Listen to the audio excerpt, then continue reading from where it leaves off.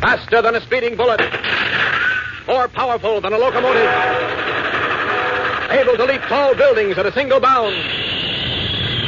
Look, up in the sky. It's a bird. It's a plane. It's Superman. Yes, it's Superman. And today, believing that he has brought final destruction to the Man of Steel, Henry Miller plans a new conquest.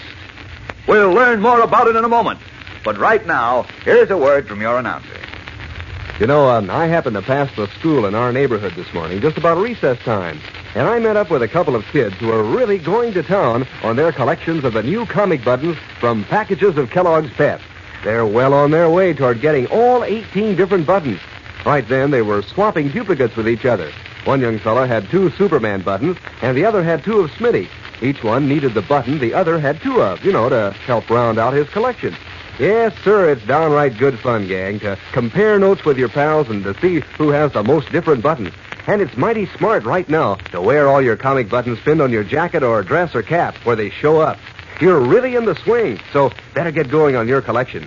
Ask Mom to get you a good supply of that super delicious whole wheat flake cereal, Kellogg's Pep.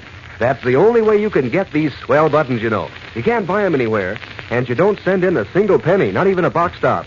You just look inside the Pep package, and there you are, one of these bright-colored new comic buttons, or a military insignia, or warplane button. Remember, it's your prize from P.E.P. Pep, made by Kellogg's of Battle Creek. Now, the adventures of Superman.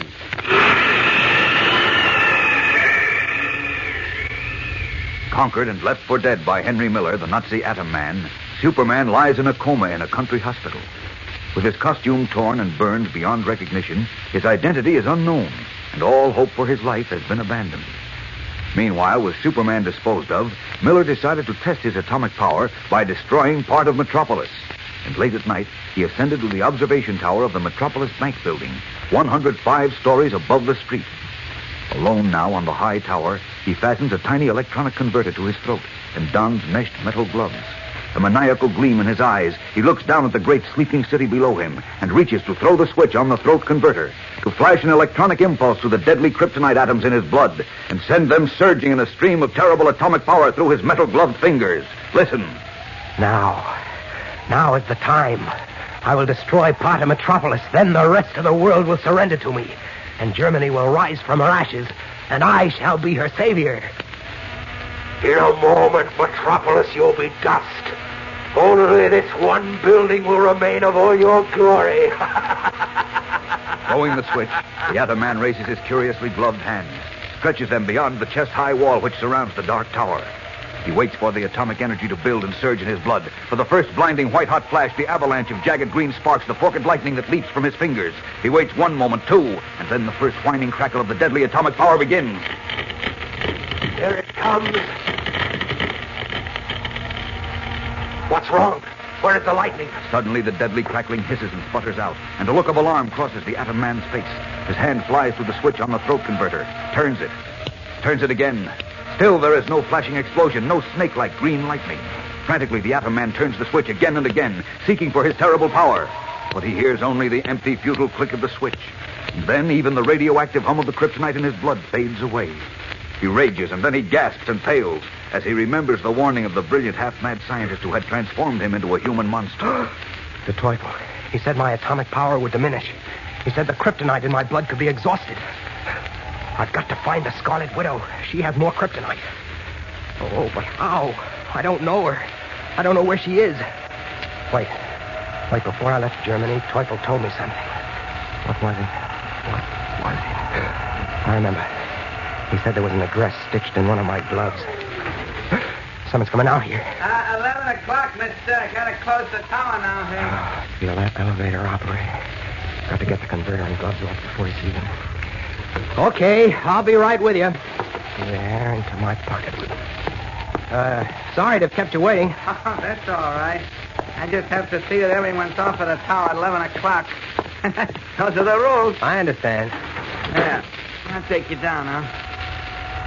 Hey, you couldn't see much tonight, could you, Hey? I didn't see what I wanted to, but I will the next time.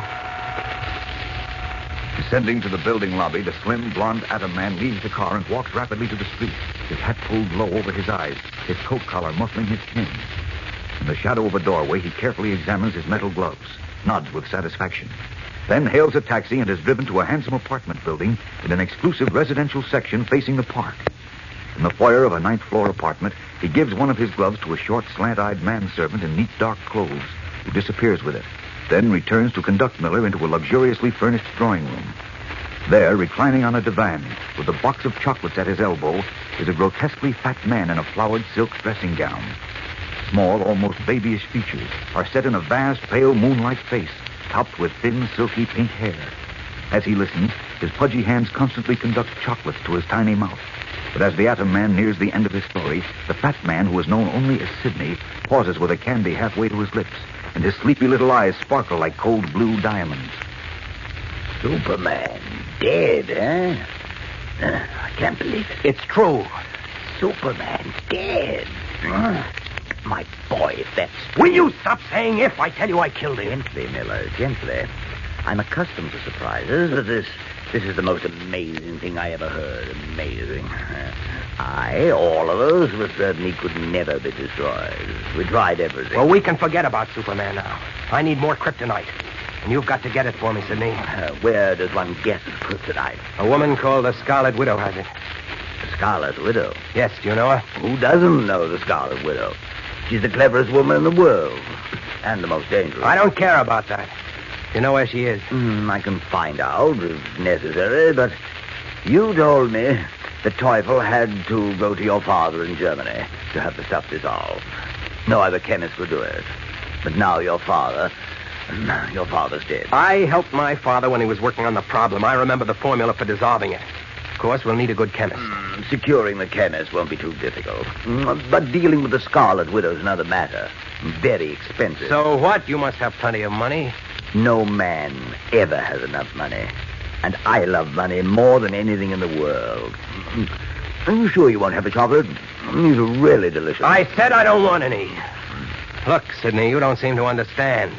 Once I'm the Atom Man again, I can destroy Metropolis, London, Moscow. I can destroy all of our enemies. I'm not interested in destroying our enemies. And destroying cities is a great waste. Great waste. Cities represent wealth, and wealth is all that matters. I'll get someone else to help me. Go ahead. Go ahead. You won't get very far. Probably not even a mile from this house. What do you mean? Haven't you seen the papers? Or heard the radio tonight? The police and the FBI are looking for you. Already? Of course. That's why I think it would be wise to place yourself in my hands. All you want is money. I have no money. But once you have atomic power, we can get plenty of money. All the money in the world. What do you mean? It's very simple. Suppose you destroyed Metropolis, or at least a part of it. Yes, I think that would be an excellent idea. The world would then know our power. But instead of destroying London or Moscow or any other city, we only threaten to do so. Can you imagine them refusing to pay us anything we ask to spare them? Well, what do you say? Fine. When do we start? Wait. First, you must pledge to follow my orders exactly. In everything. Agreed? I know that look in your eye, my friend. You think once you're the Atom Man again, you'll finish me off, as you did twice. No, of course not. Don't bother to lie. But let me warn you, I can protect myself even against your atomic power. Gito! Yes, master. I know you, Gito, and I think I do. You, managed to overhear my conversation with Mr. Miller. Yes, master. What a rogue you are. I think that's why I like you. And am I wrong in assuming that you've already made inquiries of our people about the Scarlet Widow? That is correct, master. Is she in Metropolis, Gito? Yes, master. Wonderful. Here, have a chocolate.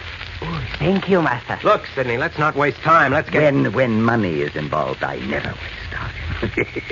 And when as much money as this is involved, money beyond counting, then I can act swiftly indeed. What's that? Oh, keep calm. It's only the clock.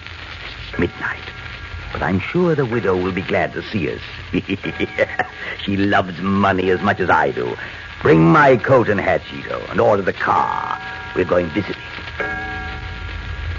His fat baby face beaming, Sidney removes his dressing gown and laboriously dons the greatcoat which his servant brings him. Then, panting, he waddles from the apartment with Gito and the eager Atom Man. We'll return in a moment for the tense climax of today's episode. But first, here again is your announcer. You know, a certain young lady registered a complaint with me the other day. Sure, said I'd been neglecting the girls when I talk about those swell new comic buttons that come in packages of Kellogg's Pep. We have just as much fun as the boys do, she said, wearing those smart-looking buttons on our jacket or dress and collecting all the different buttons and trading duplicates with our friends. And you know, she's right. All the gang gets a big kick out of this series of 18 different comic buttons. You know, each one has a true-to-life picture of one of your favorite funny sheet characters, like Orphan Annie and Skeezix and Smitty and Superman, of course. They're all done up in full comic strip colors on white enamel sturdy metal buttons that are so doggone smart-looking that, well, they're really on the beam. So hop to it, gang. Today, ask Mom to get you several packages of that super delicious whole wheat flake cereal, Kellogg's Pep. That's the only way you can get these new comic buttons, you know. You can't buy them, and you don't send either money or a box top. You just look inside the Pep package for your prize, a nifty-looking comic button or a military insignia or warplane button. There's a prize for you in every package of P-E-P, Pep, made by Kellogg's of Battle Creek. Now back to the adventures of Superman. As the Atom Man and the Master Spy, Sidney, are en route to the Scarlet Widow's hideout, Superman still lies unconscious in the Linwood Hospital 50 miles away. In the last hour, he has been mumbling incoherent, disjointed sentences. Near the bed in which he lies, their faces grave, Dr. Bruce, Chief of Staff, speaks quietly with Dr. Jacob Sims, a world-famous specialist summoned from Metropolis. Atom, no. You too would say the case was hopeless then, Dr. Sims? I'm afraid so. You've tried all the usual shock methods to bring him out of his coma? Yes, but not even Benzedrine increased his heart action. If only his skin hadn't become impenetrable. Yes, that's an amazing thing. The skin texture shows no sign of calcification. I can't understand it. I can't either. But it has become impenetrable, so it's impossible to give him an injection. Poor chap, I doubt if he'll last the night. Well, it was very good of you to rush down here, Dr. Sims. Not at all. I'm terribly sorry I can't be of more help. But it's a most interesting case. I suppose you'll report it in the medical journal? I think I should. I'll walk you to your car. Must stop it. Must. $2 million. And when Pepper Rouse gets here, we'll have $3 million. We're rich with it. We're rich. Yes. I'm a happy woman tonight, Snickers. I've got money again. Power. And the only man who ever double-crossed me, the Teufel, is dead. All on account of that little piece of kryptonite I copped out of the Metropolis Museum that night. Who'd ever have thought it'd bring us all this money? I told you it would. I knew the Vulture and Papa Rausch and the Laugher would pay me almost anything I asked for the power to control Superman. You was right with it. You're always right.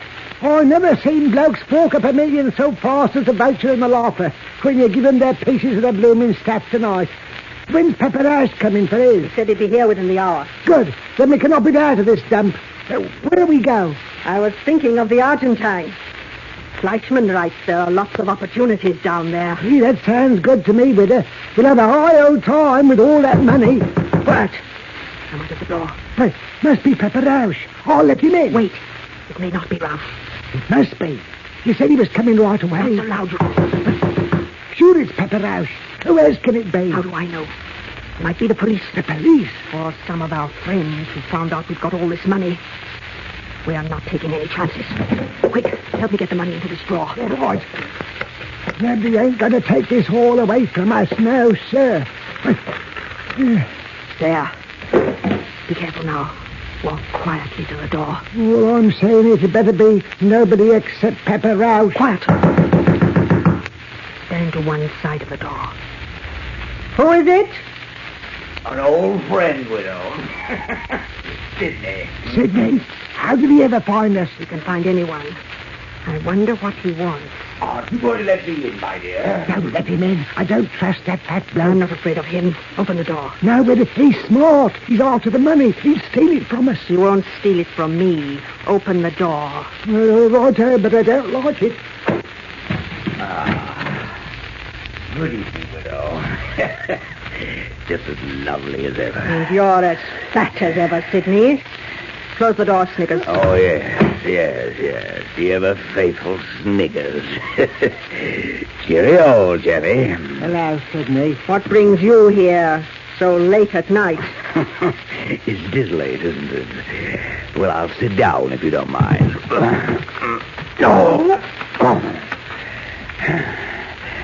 Now we get to business. What business? I'll come right to the point, my dear. I understand that you have some kryptonite. How did you know? How did I know? What a silly question, Sniggers. I know everything. You were about to say something, widow. I did have it, Sidney. It's gone now. Gone. Yes, I sold it. All of it? All 3 pieces? That's right. You're lying, my dear. No, she ain't. We sold Shut them up, Sniggers. None of his business whom we sold them to. Quite right. If you sold all 3 pieces. But I don't believe you did. Why? And because, as I understand it, Kryptonite is Superman's mortal enemy. He's helpless in its presence. Yeah, of course you know this, or you wouldn't have stolen the fragment in the first place. Who said we stole it? Please tell this fool to be quiet. Shut up, know. Sniggers. Go ahead, Sidney. You knew that you could get a tremendous price for the kryptonite from Superman's enemies. If you had already disposed of all of it, as you say, you wouldn't be hiding in Metropolis with the police looking for you. I won't beat around the bush with you, Sidney. It wouldn't be healthy, my dear. And I'm not afraid of you, but we've done a lot of business together, so I'll tell you the truth. I've already sold 2 of the pieces of kryptonite. The third and last piece is promised to a man who'll be here to get it and pay me for it tonight. I knew all of it wasn't gone. I want that last piece, widow. Impossible, Sidney. This man is too powerful to make an enemy of. I'm sorry. No man is powerful when he's dead. This bloke ain't dead. Hey. I realize that, but it might be easily arranged. You see? Now, look here, Sidney. I don't want to get mixed up with any of your Gestapo tactics. I've played a long and dangerous game, and I've won. Now I intend to leave the country, safely, with my money. And that's right, it is. My dear widow, I assure you that if you sell the kryptonite to me, you'll be taking no chance. I'm not so sure. But if you don't, I doubt that you'll leave this country at all. What? I've told you before, Sidney, you can't scare me. I've no intention of scaring you, my dear. I only wish to point out that unless you sell me that last piece of kryptonite, the police will be informed of where you are. And if you leave here without my permission, they'll be kept informed of your movements until they catch up with you. I think you know me and my organization well enough to realize that even you can't hide from us long. I'll fix you. I wouldn't try to use that knife, Sniggers, if I were you. Apart from the fact that I'd shoot you first, my man Cheeto's outside. Cheeto? Exactly. Well, widow, you always think quickly. What do you say? I think I'd enjoy killing you, Sidney. But, of course, you're much too sensible to try. Yes. All right. You win on one condition. What's that? You'll pay me the same price I was to get from my other customer. $1 million. Well, that's a great deal of money. Take it or leave it. Oh, I'll take it. Frankly, I expect to make much, much more than that with the stuff. Much, much more. Oh, well, I must be going. Just one thing more. The man you're expecting tonight. What's his name? Papa Rausch. You know him? Yes, of course. If you'll open the door, please, Sniggers, I'll leave and make the necessary arrangements for Papa Rausch. Righto. I'll be glad to see the last of you, I will. I'll return later with the kryptonite. I'll be here. I'm sure you will. Good night, widow. Good night, Sniggers. Smiling pleasantly, Sidney waddles through the door to arrange a murder, and so get possession of the kryptonite, which will once again transform Henry Miller into a deadly atom man. We'll return in a moment for the startling climax of today's episode. But first, here again is your announcer. You know, gang, even if you tried, I'll bet you couldn't think of a more exciting prize than those new comic buttons from packages of Kellogg's Pep.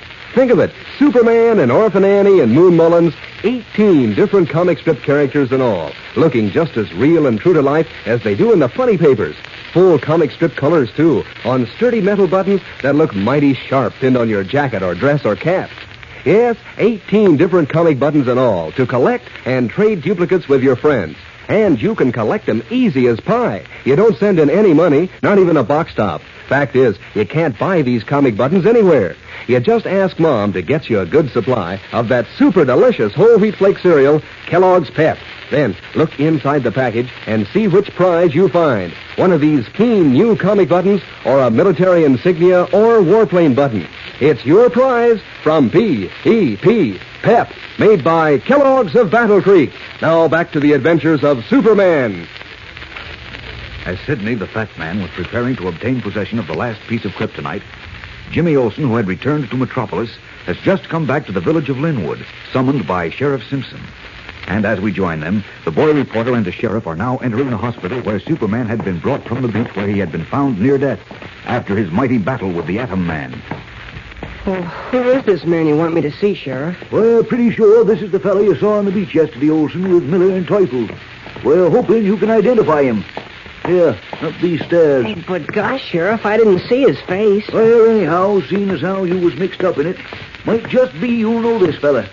Doc Bruce and that specialist they had out from Metropolis say he won't last through the night. We'd like to know who he is so we can get in touch with his family. Gee, the poor guy. Yeah, this way. His room's right down the hall. All right. And if you can identify him, we might be able to find out what Miller and Teufel was up to, and where Miller went. That would suit me fine. Miller's a dirty Nazi, and he's got to be caught. Well, nobody's been able to catch him so far. Hold it. Here's the room. Is he still unconscious? Yeah. Ain't woke up since they dug him out of that hole in the sand. Come on, he's in that bed there. What? Oh, what's the matter? Hey, there's nobody in this bed. No, he's gone. Gone where? How do I know? He was right in that bed an hour ago. He was unconscious, in a coma, and now he's gone. Holy smokes. Doctor. When I got into the room, Mr. White, the man, whoever he was gone. They looked all over the hospital for him and all through the grounds, but they couldn't find him. I thought you said he was unconscious, in a coma. Well, he was. They didn't expect him to live until morning. So how could he just get up and walk out of the hospital? He couldn't. Somebody must have carried him out. Oh, but they couldn't know without being seen. The head nurse's desk is right near the door, and somebody was on duty there all the time. Well, maybe they took him out through the window. Didn't anybody think of that? Well, sure, but the room is on the 3rd floor, and the fire escape is at the other end of the building. Well, they still make ladders, don't they? Huh? Well, sure they do, but who'd go to all that trouble, and why? Henry Miller, of course, or somebody working with him. They found out the fellow wasn't dead, and they were afraid he'd tell who tried to kill him, and maybe what Miller and Teufel were up to, so they took him away. Oh, the poor guy. Miller will certainly finish him this time. Gosh, when I think of those green sparks shooting out of his hand... Oh, stop with those green sparks. It was lightning you saw, a freak storm. No, it wasn't, Chief. I mean, Mr. White. Of course it was. Oh, boy, how I'd like to get my hands on that Miller. Palming himself off as an American war veteran. Getting me to give him a job, and all the time he was a dirty Nazi. What I don't understand is why he took me out to that beach cottage. I never did anything to him. Gosh, Mr. Ken and I thought he was a nice guy. Oh, that reminds me. Kent fancies himself a great detective. Maybe he can find out what this is all about. Where is he? Huh? No, I don't know. I called his apartment twice this morning. No answer. Yeah, and it's after 10 o'clock. He's probably off on his own hook again. And if he is, he's through this time for good. I warned him. Well, he might have gone to see his doctor. He was sick yesterday morning, you know. Huh? Oh, yes, I forgot. Well, he ought to be along soon, then. Incidentally, remind me to tell him that John Millison wants him to call. He says it's very important. Want me to answer? I am still able to answer my own phone, thank you. Hello? Perry White speak. Oh, hello, Doc. Hello. No, I haven't forgotten, but Ken hasn't been in yet. Yes, I know he isn't at his apartment, and he'll probably be in soon. It's payday, and he usually condescends to drop in then. You sure I can't help you? I see. Well, all right, I'll make sure he calls you the moment he comes in. You're welcome. Goodbye. Millison again. I wonder what he's so all-fired eager to get hold of Kent for. Oh, is that Dr. John Millison, the big scientist? Yes. He says he must talk to Kent at once. I just remembered. Mr. Kent sent me over to his laboratory with something a few weeks ago. Yeah? With what? Oh, I don't know what it was. It seemed to be just a sliver of green metal, but it burned when you held it in your hands. It was in a flower pot in the Scarlet Widow's apartment. I see. Now, of course, Kent wouldn't tell me about it. I'm only his editor. I'm not supposed to know what stories he's working on until he decides to take me into his confidence. I will... Oh, here's Mr. Kent now. Well, it's about time. What's that outfit you've got on, Kent? Well, what's the idea of the overalls, Mr. Kent? Well, why don't you answer? What are you standing there for? Come in. Yes. All right. Well, come on, explain yourself. Where have you been? And what in tarnation is the idea of dressing up in those dirty overalls? Kent, what's the matter? Grab him, Olson. He's going to fall. I've got him. Here, sit down in this chair, Mr. Kent. Gosh, what's the matter? What happened? I don't know. Since... You don't know? Olson, get him a glass of water. Okay. Never mind. Wait, there's water here in my thermos. What do you mean you don't know, Mr. Kent? Were you in an accident or something? Accident? Yes. No. Yes, Don't no. bother him yet. Don't bother him. Here, Kent, drink this. Oh. Thanks. Do you feel any better now? Yeah. I feel strange. Strange? Well, how do you mean? I'm weak. I'm tired. I've been walking. Walking? Walking where? I don't know. Just walking. I couldn't get myself up in the air. Huh? He's out of his mind. We'd better find out what happened to him. Now, come on, Kent. Try to pull yourself together. What happened to you? Where did you get those overalls? From a farmer. Farmer? What farmer? I met him on the road. He gave me a ride. He was a nice man. I had on pajamas. He gave me these overalls. You were on a road somewhere in your pajamas? Good Godfrey. Why? I don't know. I can't remember anything after the fight. What? You mean you were in a fight? Oh, so that's it. He was in a fight and somebody beat his brains out. He ought to know better. He can't fight. Wait a minute. He couldn't have been in a fight. There isn't a mark on him. Well, that's right. Gosh, what is wrong with him, Chief? He's having a nervous breakdown, that's what. Lois was right. Superman should have left him in that rest home. Yes. Superman. What about Superman? Had to come here and tell you. You had to tell us what? Atom Man. Atom Man? Yes. Miller. I must stop. Are you talking about Henry Miller? Yes. He's Atom Man. Box on his throat. Power. He's nutty as a squirrel. Olson, call up. I know what he means. He means Miller is the Atom Man. What? Now, look here, Olson. Don't you go crazy, too. That must be it. Those sparks shooting out of Miller's hands. And he was a Nazi, and he was with Teufel. And before Teufel escaped to Germany with the Kryptonite, he said he was going to create an Atom Man to destroy Superman.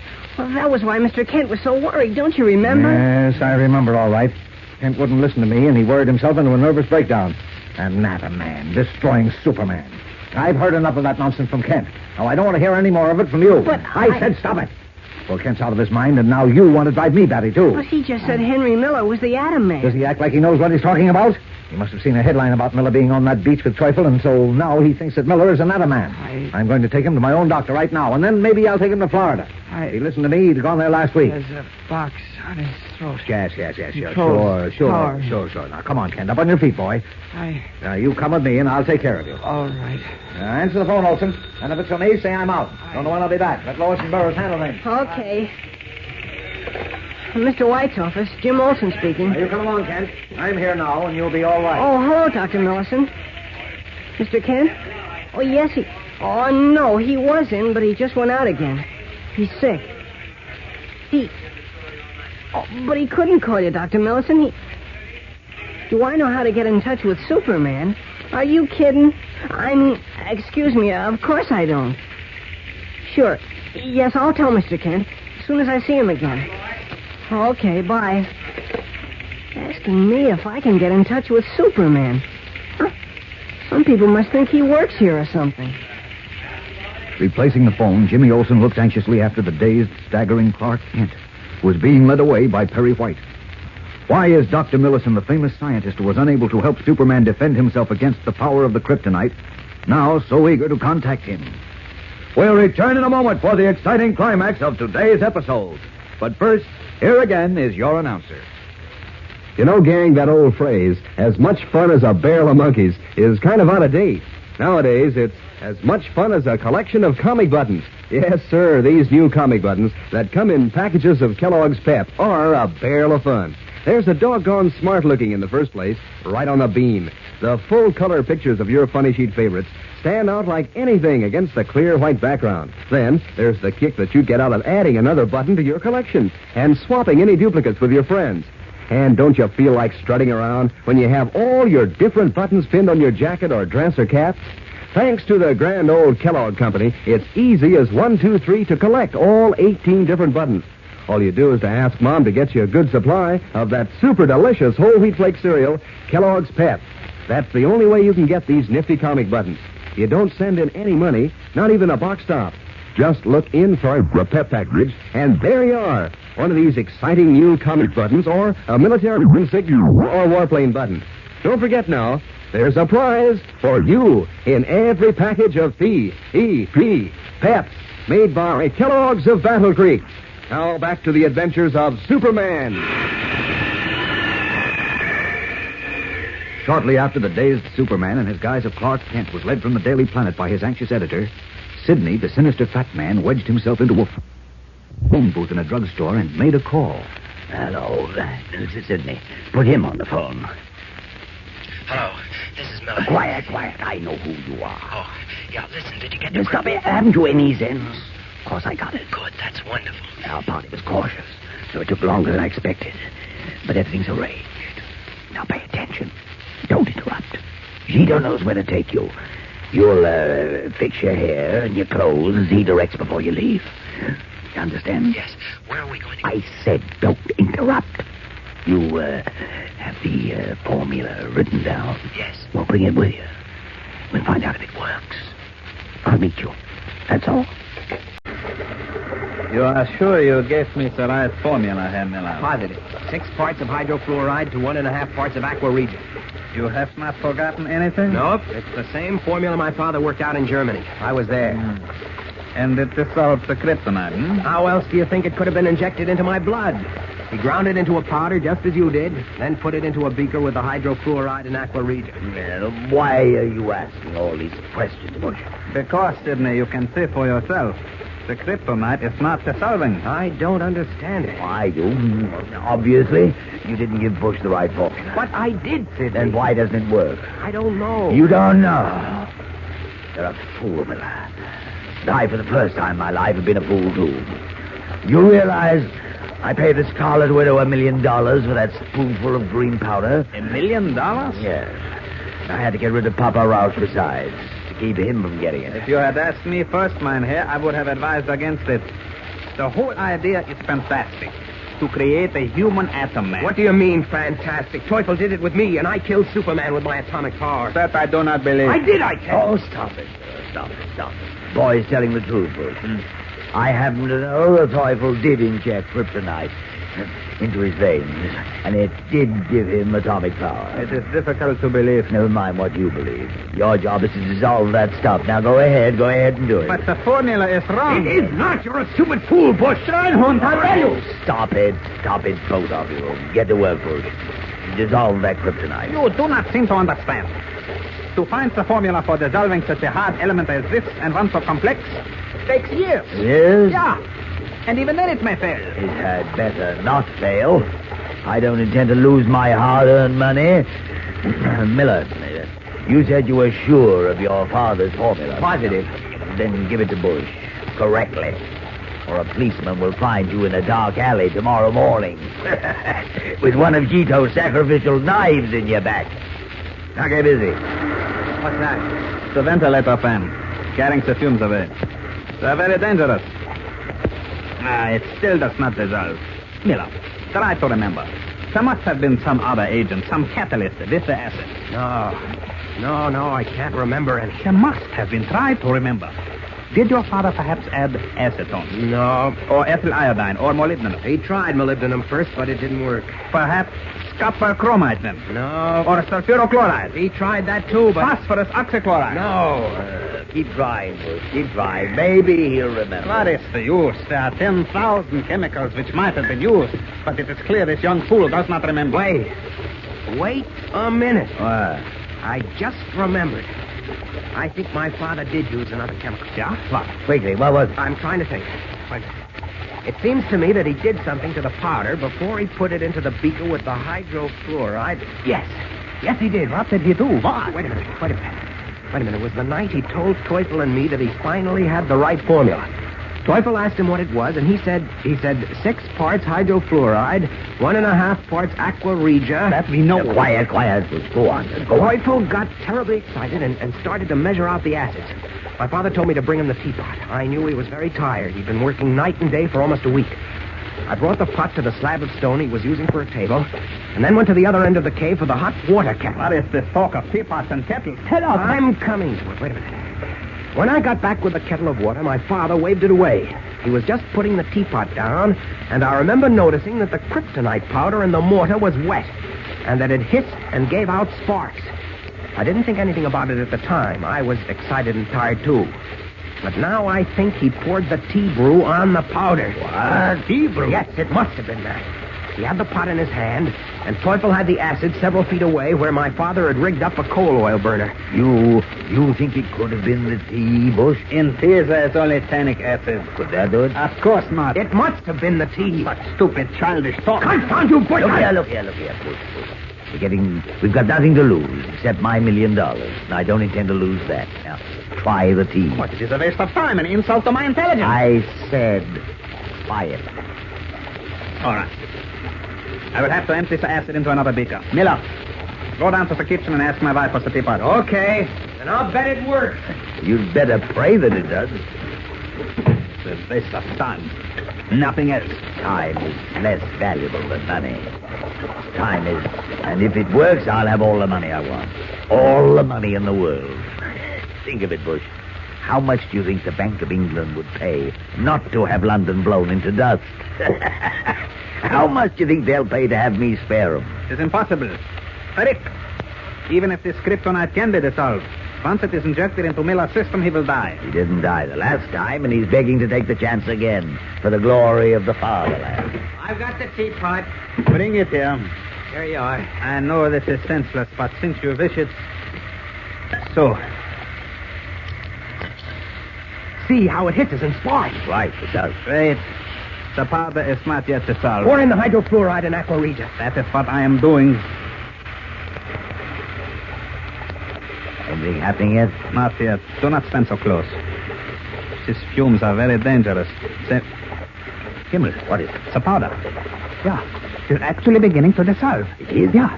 See how it is slowly disappearing. How the liquid becomes a deeper and deeper green. This is amazing. Didn't I tell you? You called me a fool. You said I was stupid. Now what do you say? What? His eyes blazing with triumph, Henry Miller watches the kryptonite powder slowly dissolve in the hissing, boiling acid. Will this deadly brew make him once more a human atomic monster, able to destroy anything in his path? We'll return in a moment for the climax of today's episode. But first, here again is your announcer. You know, gang, one of the best things about this new series of comic buttons Kellogg's Pep is putting out is that you keep right on having fun. Yes, sir. This isn't something that you do in a minute and then forget. You get loads of fun for weeks and weeks. First off, it's mighty exciting to see which button is inside the package when Mom opens a new package of Pep. Maybe it's a comic button that you don't have yet. Maybe Lillums or Herbie or Haroldine or maybe even Superman, complete with cape and Superman insignia. But if it's a duplicate, that's even more fun because then you can scout around and see which one of your pals has a different button to swap with you so that you can pin it on your jacket or dress or cap and show everybody how many you've collected. Now, it's a cinch to collect all 18 different buttons. All you do is to ask Mom to get you a package or two of that super delicious whole wheat flake cereal, Kellogg's Pep. Remember, you can't buy these new comic buttons, and you don't send in any money, not even a box stop. They come only as prizes inside the Pep package. So get busy. Ask Mom to get you a package of Pep tomorrow. Then see which prize you find inside. One of these smart new comic buttons or a military insignia or warplane button. That's P-E-P, Pep, made by Kellogg's of Battle Creek. Now back to the adventures of Superman. As Henry Miller, Sidney, and their Nazi chemists succeed at last in dissolving the kryptonite, Superman, in his guise of Clark Kent, is high above the city in a transport plane with Editor Perry White. The Man of Steel's mind is still numb and dazed from his battle with the Atom Man. He mumbles strangely, almost incoherently. Yes, Sir Kent, a few weeks in Florida will make you as good as new again.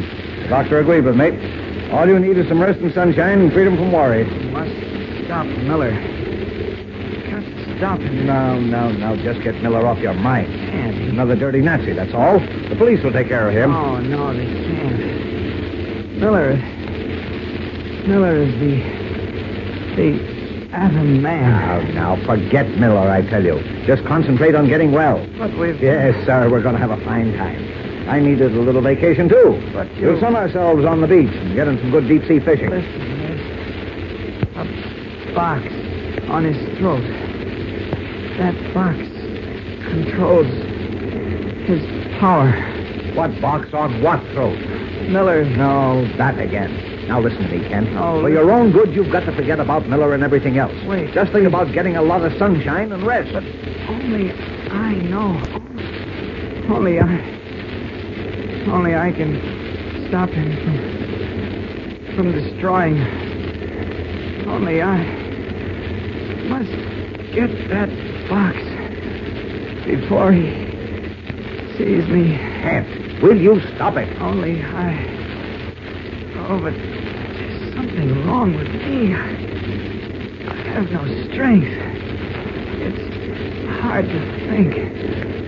Only I... Well, boys, how's it look? His pulse is very rapid, over 100. I should think it would be. That kryptonite's powerful stuff. I would feel better if we had a doctor here. They didn't have a doctor in the cave in Germany when Teufel injected the stuff into Miller the first time. Fewer people involved, the better. It's always been my motto. But what if something goes wrong? He would not know what to do. Time enough to call a doctor then. What's that confounded noise? The ventilator fan. Well, turn it off. It is not yet safe to do so. The fumes of the acids we used are very dangerous. They must be cleared from the room. Oh, well, sit down and relax. You make me nervous. How can I relax? Nothing like this has ever been dreamed of before. Imagine a human being able to generate atomic power within his own body. Well, Miller can, Bush, he can. I had a first-hand report on his demonstration in the Black Forest. He got rid of Superman, you know. I cannot believe that is true. I wouldn't go through with this if I didn't believe Superman was dead. Superman destroyed. It is amazing. Never did I believe such a thing was possible. Neither did I. That's what convinced me to give the Scarlet Widow a cool $1 million for her last piece of kryptonite. Why, I expect What to is make... this? What's the matter? His pulse has become very faint. While we were talking, I can hardly feel it at all. You can't? None. And see how pale he has become. Like that. He hardly breathes. I do not like this. Now, don't lose your head. I told you we should have a doctor. I will call him. Not yet. Disconnect the transfusion tube. The stuff's all out of the jar. But I... Do as I say and disconnect the tube. Yeah, all right. Wait. Miller told us he might go into a coma. He said it was like that in the cave in Germany. But this is not a coma. This man is almost dead. He must have forgotten some important detail about the transfusion, as he did with the dissolving formula. He can't die. I paid the Scarlet Widow $1 million. Please, let me call a doctor. If Miller's dead, a doctor can't help him. And if he's alive, a doctor might spoil everything. We'll wait a while. But I said we'll wait a while. Sit down. What's that? A car stopped in front of the house. In it? Well, look through the window and see who it is. Yeah. I was not expecting anyone. It is the police. Are you sure? Yeah, a police car and 2 officers. They are already at the front door. What do they do? They must have traced Miller here. Oh, they couldn't have. His hair is dyed and he wore an American Army officer's overcoat. My man's too smart to let anyone trail a car. Let me think. What will we do? Will you stop repeating that stupid question? Let me think. Your wife's downstairs, isn't she? 9, she is out. All right. They won't see anybody through the windows. They may leave. Plan to come back later. We can get away for them. They are not leaving. Give me... come on. Give me a hand with Miller. What are you going to do? Put him on the floor behind the couch. Come on. Take his leg. Come on, hurry. It will not work. It will be touched now. It's our only chance. I've talked myself out of tough spots before. Maybe I can do it again. Easy now. Easy. There. They are still ringing. We are trapped. No. Get this, Bush. Let them in and tell them you were working on an experiment and didn't hear them. What kind of experiment? Never mind. Let me do the talking. Now, pull yourself together and let them in. That is madness. We are trapped, I tell you. Hurry now. Do as I say. And for heaven's sake, stop trembling. How can I? I'm afraid. I'll move the couch closer to the wall. There. Better drop something over him, in case they come up here and look behind the couch. No, that looks suspicious. Oh, now let's see. Miller's coat. Where'll I put it? No, closet here. I'll have to fold it and sit on it. First, I'll shut off that infernal ventilator. Now then. There. The door's closed. I wonder what happened. Someone's running upstairs. I hope it's... Cindy! It's all right. They're gone. Not so loud, you fool. Never was I so scared. What do they want? A car parked too close to the fire hydrant in front of the vacant lot next door. They're looking for the owner. My goodness, that was a close door. Come on. Help me move this couch away and get Miller back on it. He is dead. Better we leave him there until Jito can take him away at night. What is that? Miller. Does that sound like he's dead? Come on. Can it really be that he is alive? What happened? Where You am I? bet he's alive. There. Are you all right, Miller? Yeah. What happened? It's a miracle. The solution of kryptonite was injected into you. Don't you remember? The kryptonite. Yes, of course. My atomic power, I have it again. I feel strong as if I could lift mountains. Just the way I felt the last time. Good. It'll be dark in an hour, and you can test your atomic power then. And if it works... It'll work. I can tell. I can feel it. In an hour, I'll destroy Metropolis. I'll destroy every stick and stone of it. I'm the Atom Man again. Yes, indeed, you are my Atom Man. A maniacal gleam in his eyes, Henry Miller lifts his hands, gloating at the thought of the terrible atomic power that will soon pour through them. We'll return in a moment for the exciting climax of today's episode. But first, here again is your announcer. You know, I hear there's plenty of friendly competition among you fellows and girls nowadays to see who can collect the most different comic buttons from packages of Kellogg's Pep. Isn't it swell fun trading any duplicates you get and adding to your collection? And don't these new comic buttons look keen pinned on your jacket or dress or cap? The colors are so bright and gleaming, and the pictures of your comic strip favorites show up like anything against that white enameled background. Like Superman with his bright blue jersey and red Superman insignia. That famous Superman cape is a flying in the wind, too. And Moon Mullins, boy, you'll get a chuckle out of that button. He's mighty comical, with his popping eyes and big black cigar. Believe me, every single one of these 18 different buttons is really on the beam. Why, you'll want to collect them all. And you can, too, because they're easy to get. You don't send in any money, not even a box top. You just ask Mom to get you a good supply of that super delicious whole wheat flake cereal, Kellogg's Pep. Then see which prize you find inside the package. One of these smart new comic buttons, or a military insignia, or warplane button. It's your prize from P.E.P. Pep, made by Kellogg's of Battle Creek. Now back to the adventures of Superman. It is an hour since Henry Miller awoke with a fresh solution of kryptonite in his veins. Dusk is drifting down over Metropolis. The city's millions, unaware of the terrible threat hanging over their heads, are hurrying homeward. In Joseph Bush's little attic laboratory, Sidney sits reading the evening edition of the Daily Planet, which Bush's wife has just brought him, while Miller paces the floor impatiently. Below, at the front door, Bush keeps watch. It's dark now, Sidney. What are we waiting for? It's not dark enough yet. Be patient. It'll be pitch dark by the time we get to the tower. I want it to be pitch dark when we leave here. If yes, then patience is a valuable trait. Try to cultivate it. What's this? What? It's good grief, can it be? What is it? Can what be? Superman. Is it possible he's alive? Superman alive? That's impossible. Why? He must be. According to this newspaper story, the unidentified man who we know as Superman disappeared from the Linwood Hospital last night. But he couldn't have. The doctor said he was dying. Doctors didn't know who their patient was. But we know. Oh, this is terrible. It ruins all our plans. Oh, no, it doesn't. That's you fool. You think Superman's going to let you destroy Metropolis or any other place without defending it? To be there at the first explosion. No, he won't. He'll be afraid to come near me. Superman afraid? You're out of your mind. No, he knows I'll finish him this time. You couldn't finish him the last time after exhausting all your atomic energy. And I got the last piece of kryptonite from the widow. There's no more. You exhaust that on Superman, we're through. Finish. No, he can't stand in my way again. He can't. There must be a way. There's no way, dear Nick. All my great dreams and all my $1 million, they're gone. There must be a way. With my great atomic power, Yes, of course. I forgot. There is a way. Teufel figured it out. What do you mean? Teufel knew how Superman could be finished. He wanted me to do it, but I wouldn't listen to him. I was sure that Superman was dead. But now I will do it, and I can't fail.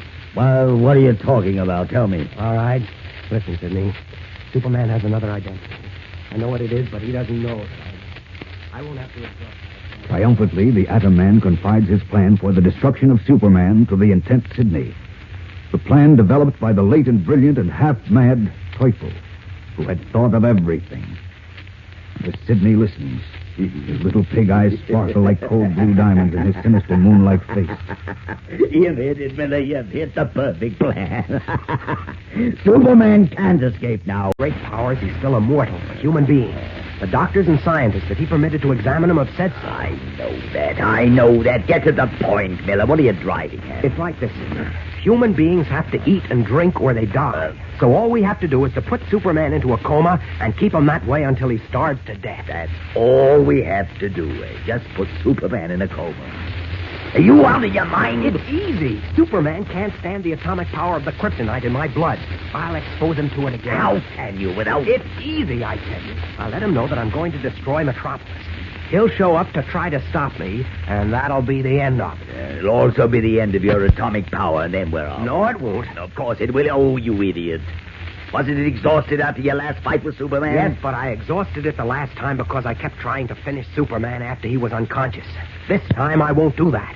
As soon as he loses consciousness, I'll stop. It might take too much power to knock him out. I don't think so. The last time... No, we can't take any chances. Superman's clever as well as powerful. He knows what you can do now, and he'll be more careful. He'll make you fight longer. I can handle it. You're a fool, and you're a fool. Can't you get it through your head that this is the last of the kryptonite? You've got to conserve every ounce. Must be some other way. Got to find it. Well, Sidney, I think... think... Wait a minute. You said that you and Teufel were sure that Superman's Clark Kent, the Daily Planet reporter. Well, practically sure. Teufel treated my vest with lead to keep the emanations of the kryptonite in my blood from escaping. And when I came near Kent while I was wearing it, nothing happened. But when I approached him without it, he became dazed and he almost collapsed, just as Superman did. That's not conclusive proof. Kent might have been ill that day. But was there anything else? Yes. I got Superman to the beach by phoning Kent and telling him that Jim Olsen was in great danger. Superman arrived within half a minute, and the beach is 50 miles from Metropolis. Oh, that's better. Much better. So Clark Kent's Superman. Now we get into something. Oh, what's on your mind? Got an idea. Yeah. Tell me. Kent has no idea that you suspect his double identity, has he? No, of course not. Good, very good. One other thing. You say Superman becomes affected by the kryptonite in your blood, even when you're not converting it into atomic energy. Yes. When I met him at the Daily Planet that night, he almost passed out. Fine. Excellent. Miller, I believe I know how it can be done. Yes, I'm quite sure I do. Why? Exposing Superman to your power, of course, and keeping him under it until he's done for without you having to exhaust the power. How? Oh, this is good. Now, look, Sidney, if you're figuring on my walking up to him or sitting next to him in a restaurant or something, it won't work. He knows it. I'm quite aware of that. And a disguise won't work either. His X-ray vision will see right through that. I know that, too. In fact, I know much more about Superman than you do. I've made a study of him for years, trying to find a way to get rid of him, and now I found the way. Which way? Tell me. I'll tell you in the car. Where are we going? To make the necessary arrangements for eliminating Superman. Careful on those stairs, my boy. Careful. The carpet seems a bit loose. Can't afford to have anything happen to you now, you know. There are millions at stake. Millions. And oh, how I love money. His fat body shaking with greedy laughter, Sidney leads the Atom Man from the attic laboratory. Meanwhile, having arrived at a small hotel on the Florida coast with Perry White, Superman, in his guise of Clark Kent, immediately retired to his room, where he fell into a deep, dreamless sleep. Late the following morning, when he joined his editor on the sunny breakfast terrace overlooking the sparkling blue ocean, his step was firm, his eyes clear, and the heavy numbness which had clouded his mind since his encounter with the Atom Man was gone. Good morning, Chief. Well, good morning, Cat. Say, you look fine, like your old self. How do you feel? Oh, in the pink, as Jimmy would say. Hungrier than two bears. Sit down, sit down. Okay, thanks. Waiter. Oh, that's wonderful, wonderful. I knew all you needed was to get away from the old routine and soak in some rest and sunshine. Looks like you were right. Yes, sir. Will you have breakfast? I certainly will, waiter. Double order of orange juice, cereal, bacon and eggs, toast, and milk. And rush it, will you please? I'm famished. Yes, sir. That's the way to order breakfast. Not even Jim Olsen could do better. Hi, George, I'm delighted, Kent. I never saw anyone make such a speedy recovery. Why, you're a new man. Yes, but I'm still worried. Now, none of that. No worries. No thinking about the office or anything else for 2 weeks. 2 weeks? Are you kidding? I certainly am not. I arranged for both of us to be gone for 2 full weeks. Oh, you did? We're just going to fish, swim, lie in the sun, eat, and sleep. Now, how's that sound to you, huh? Sounds fine, but did you arrange it with the Atom Man, too? Huh? With the what? Henry Miller, the Atom Man. Henry Miller, Now, look here, Ken. Don't go off on that subject again. That's what made you sick. It made me sick, all right, but not in the way you think. What do you mean? There's no such thing as an Atom Man. Miller's a dirty Nazi, all right, but don't... Chief, please. Well, now, look, Ken. In the first place, you're not well enough to go back. Physically, I never felt better in my life. Physically? But how about mentally? What do you mean? You're a sick man, Ken. You created some kind of a fantastic illusion in your mind about an Atom Man. I only wish you were an illusion. Unfortunately, though, he's real. And unless we stop him, most of us will be dead in a month. Baldy, ridiculous nonsense.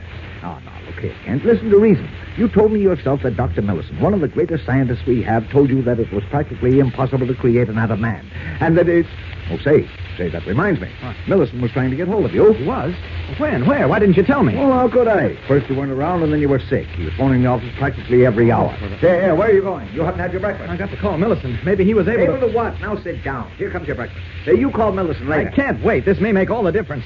So long, Chief. Kent, will you come back here? Kent, come back, I say. Well, the Chief's vacation. He arranged it for my benefit, but those calls from Millicent mean what I think they do. Let's see, where can I... Now, attach your bushes behind the terrace of the dressing room. There we are. Now, off with these clothes. Good thing I had another Superman outfit. The Atom Man certainly ruined my other one. Next time we meet, maybe it'll be different. Maybe. If only Millicent has been able to... there we are, all set. Now, back to Metropolis. Up and away! Leaping high into the sunlit clouds, Superman veers and rockets away to the north, red capes streaming in the wind. Will he find what he hopes at Dr. Millicent's laboratory? We'll return in a moment to learn what happened. But first, here again is your announcer. You know, gang, since Kellogg's Pep began putting out those smart-looking new comic buttons, I've learned a thing or two. For instance, one of the girls in our neighborhood was showing me her button with Winnie Winkle on it. And I learned that Winnie's hairdo is called a page boy. And Winnie's brother, you know, the little kid with the soft bow tie, has a name that's a sort of a joke. You know, Periwinkle. Well, a periwinkle's a plant or a little sea snail. And what I'm learning about the fun you fellas and girls are having, collecting all 18 different buttons, swapping duplicates with your pals. And no wonder, because these buttons are just about the best-looking things you ever saw, in brilliant colors on a clear white background. Look mighty keen pinned on your jacket or dress or cap. Aren't you glad it's so easy to collect these swell comic buttons? Why, you don't send in a single penny, not even a box top, and you can't buy them anywhere. All you do is to ask Mom to get you plenty of that super delicious whole wheat flake cereal, Kellogg's Pep. Inside every package, there's an exclusive prize, one of these swell new comic buttons, or a military insignia or warplane button. It's your prize from P.E.P. Pep, made by Kellogg's of Battle Creek. Now back to the adventures of Superman. Once more in possession of his great powers, Superman has arrived at Dr. John Millicent's laboratory on the campus of Metropolis University. Eagerly now, he holds in his hand what is, at first glance, only a modern plastic trousers belt. But woven under the smooth, glossy surface is a network of fine, hardly discernible wire filaments, which cross and crisscross through the entire belt. You say this belt will detect the presence of kryptonite, Dr. Millicent, and warn me of it? If there's any kryptonite within 100 yards, the belt will warn you. How?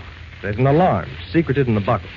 Oh, yes, I see it. It'll send out a high, wavering whine. Not very loud, but you'll hear it. I see. And you say it'll detect the presence of kryptonite within a radius of 100 yards. Well, I say that conservatively. It may detect it at a greater distance, but 100 yards is certain. Good. It's constructed along a principle of radar, which was perfected during the war. Now, look, Doctor, this is terribly important. Will it detect kryptonite in liquid form, in a man's body? In a man... Oh, you still got Teufel's Atom Man on your mind.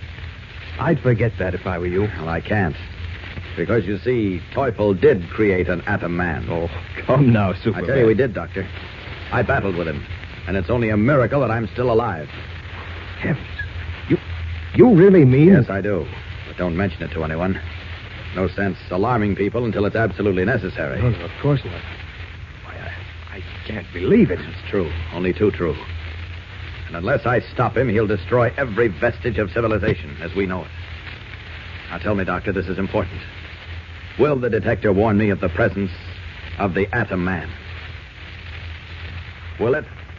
Tell me, Dr. Millison. Will this detector belt warn me of the Atom Man? Well, I think so. You do? Yes, the detector's extremely sensitive. Makes use of a new principle of radar which we perfected just before the war ended. Of course, it won't register at nearly as great a distance as when the element is in its solid form. No, I can understand that. At what distance from the Atom Man will it register, would you say? Well, for a rough guess, I'd say about 10 yards. 10 yards? That's only 30 feet. Yes. It might register at a greater distance, but I wouldn't count on it. 30 feet, that's not much. But it might just give me time enough to take him by surprise and tear that box off its throat. That's my only chance to defeat him. What box? Well, he wears a small square metal box over his jugular vein. It has a tiny electronic tube in it and a switch. That box controls his power. I found out that much. Sounds like an electronic converter, designed to flash an impulse to the kryptonite atoms in his blood, starting on nuclear fission. No. It's impossible. He'd explode to bits. Everything he pointed his metal gloves at exploded except me. And he remained very much alive. Impossible. Wait. Did you say he wore metal gloves? Yes, they were meshed metal. Jagged green sparks poured out of the fingers like miniature lightning bolts. Amazing. What was the metal, do you know? I'm afraid I was too busy trying to stay alive to find out. It was gray-white, I can tell you that, with a sort of bluish cast. Those gloves are the secret. And the converter, of course. As Superman. That's not conclusive proof. Kent might have been ill that day. But was there anything else? Yes. I got Superman to the beach by phoning Kent and telling him that Jim Olsen was in great danger. Superman arrived within half a minute. And the beach is 50 miles from Metropolis. Oh, that's better. Much better. So Clark Kent's Superman. Now we get into something. Joe, what's on your mind? Got an idea. Yeah. Tell me. Kent has no idea that you suspect his double identity, has he? No, of course not. Good, very good. Very good. One other thing.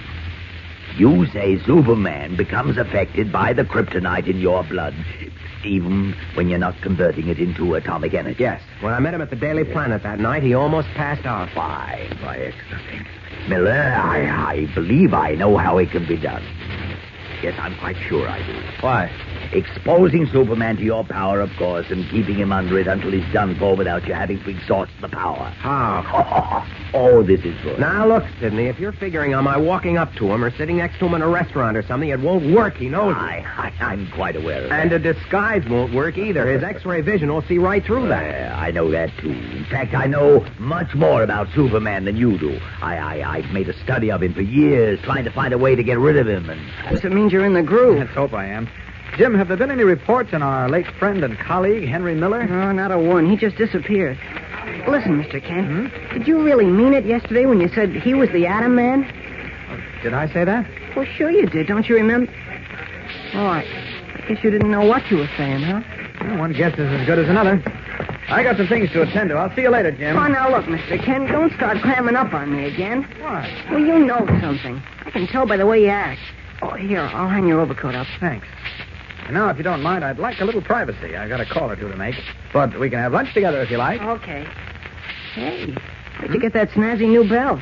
Oh, you like it? Yeah, it's keen. One of those fancy plastic jobs, huh? I guess you could say that. Jim, send Beanie in, will you? I want to send a wire to the chief right away. He'll be having fits. Okay. Well, what time do you want to go to lunch? Oh, 12:30, 1, whenever it suits you. Oh, the earlier the better. You know me. I certainly do. 12:30 then. Okay. Right. Now, let's see that telegram. Sorry, had to rush away. Very urgent matter. Hey, Mr. Kent. Just a minute, Beanie. I'm finishing a telegram. I'd like you to send it out right away, please. Okay. There's a fat geezer here wants to see you. A what? Here you are. A fat geezer. Oh? And very high claws. He's wearing yellow gloves and spats and carrying a cane. What's his name? Sydney. Sydney what? That's all he told me. He said he's got something very important to see you about. All right, send him in. And make sure that telegram goes at once, Beanie. Consider it done, Mr. Kent. Okay, Mr. Sydney, you can come in. His mind preoccupied with thoughts of the Atom Man, Clark Kent looks up indifferently as the fat Sydney, his tiny babyish mouth smiling benevolently in his moonlike face, waddles into the office. Kent is about to receive the shock of his life. So stay tuned in for the startling climax of today's episode. But first, here again is your announcer. You know, gang, there aren't many prizes, or such doggone swell prizes, that you can get as easy as those new comic buttons that now come in packages of Kellogg's Pep. Why, you don't have to spend a single penny of your allowance. And yet, you can have the fun of collecting 18 different buttons, each one with a true-to-life picture of one of your favorite comic strip characters. It's no end of fun to add to your collection every time Mom opens a new package of Pep. Fun to swap duplicates with your pals, too. And mighty exciting to wear all your buttons pinned on your jacket or dress or cap, so everybody can see how many you've collected. And did I say these new comic buttons are easy to get? Why, you don't send in any money, not even a box top. All you do is to ask Mom to get you some of that super delicious whole wheat flake cereal, Kellogg's Pep. Then look inside the package for your prize. One of these slick-looking new comic buttons or a military insignia or warplane button. It's your prize from P.E.P. Pep, made by Kellogg's of Battle Creek. Now back to the adventures of Superman. Sidney, the shrewd master spy who now controls the Atom Man, has just entered Clark Kent's office at the Daily Planet. Placing his Homburg hat, yellow gloves, and cane on a corner of the desk, he wedges his fat body into a chair and leans forward confidentially. I'm a retired businessman, Mr. Kent, and for several years I've devoted myself to a hobby. I think you'd be interested in it, and I need your cooperation. On what? Why, my hobby, which I have reason to believe is the same as yours. I'm afraid I don't understand. What hobby? Why, Superman, of course. Superman? Yes. Why do you look so startled, Mr. Kent? Startled? I'm not startled. Oh, forgive me. I thought you were. No, what makes you think Superman is my hobby? Perhaps I used the wrong word. Perhaps I should say he is my hobby and your work. My work?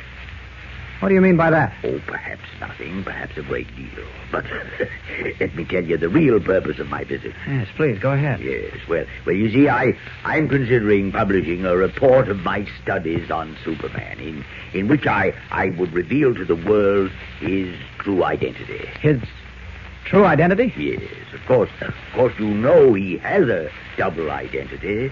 He has? Now, come now, Mr. Kent, you know who he really is. I do? Certainly you do. That's why before I publish my findings and expose his identity... No, you can't do that. You can't. Why not? Because, well, you may be mistaken. I'm quite sure I'm not. Well, you may be. You must be. And if you published a false report, you'd cause a great deal of trouble. Yes, I would, wouldn't I? I wouldn't want to do that.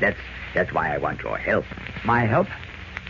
How can I help you? As an expert on Superman, Mr. Kent, I'd like you to look over my documents and photographs and all the other material that I have on the subject. I see.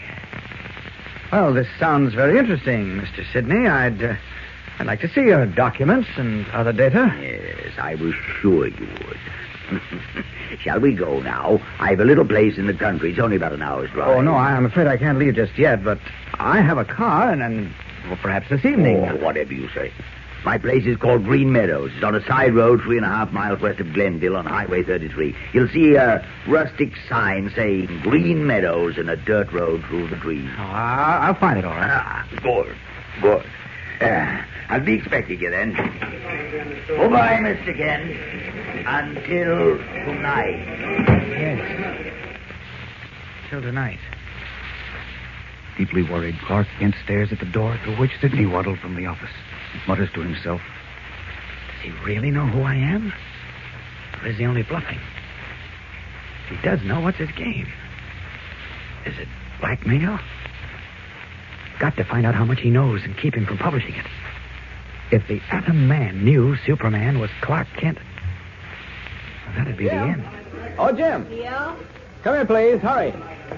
What's up, Mr. Kent? Step on it before he gets away. Well, before who gets away? That fat man, Sidney. I don't see any fat. Come in and close the door. Now listen closely, Jim, and don't interrupt. I'm getting into the elevator. Well, who is? Sidney.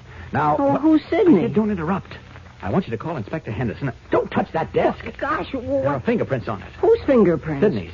Now, will you please be quiet and listen? Okay, Call but Henderson and ask him as a personal favor to me to get a fingerprint man up here at once. I want the prints taken off this corner of the desk and identified if possible. You got that? Oh, sure, but what's this all about? No time to tell you now, Jim. Ask Henderson if he knows anything about a man named Sidney, a retired businessman who lives at Green Meadows. That's a few miles north of Glenville on Highway 33. Have you got that? Sidney, retired businessman, Green Meadows. Check. Good. Then call Candy Myers and tell him I want all the dope he can get on Mr. Sidney at once. Now, today. I'll either be back later for the information or I'll call you. Now, get going. Okay, but where are you going? I'll explain everything later, Jim. Get on the phone and call Henderson first and then Candy Myers. Hurry. Now, out of these clothes, there's no doubt about it. Sidney was implying that I'm Superman. Got to find out more about him. Uh-oh. He's getting into that big black car at the curb. Well, I'll just follow him as Superman. There we are. All set. The window's open. I'll go out that way. Up and away! Now, where is he? Oh, there's his car. Up higher. Up! Heading west toward River Road. Away! Leaping higher into the bright, cloudless sky like some great red and blue bird, Superman streaks above the Metropolis traffic, which moves like a procession of tiny ants far below. His keen eyes never leave the big black car in which Sidney drives, and he follows it through the outskirts of the city, then into the country on a broad, rolling highway. A little over an hour later, when the car turns off the highway into a narrow dirt road through the trees, Superman is still high above, watching it stop before a low, rambling house of stone and timbers into which Sidney enters. Dropping a little lower, the man of steel hovers, his eyes searching, probing. Just one other person in the house, a manservant, Oriental of some sort. Nothing suspicious so far. Wait a minute. That closet in his room. I can't see into that. Oh, it's made of mirrored doors opening into the room and bathroom. I can't see through the lead backing on the mirrors. The closet ceiling must have been painted with a heavy lead paint. Sidney's lying down on his couch. Looks like he's going to take a little nap. Well, I'll just look over the ground.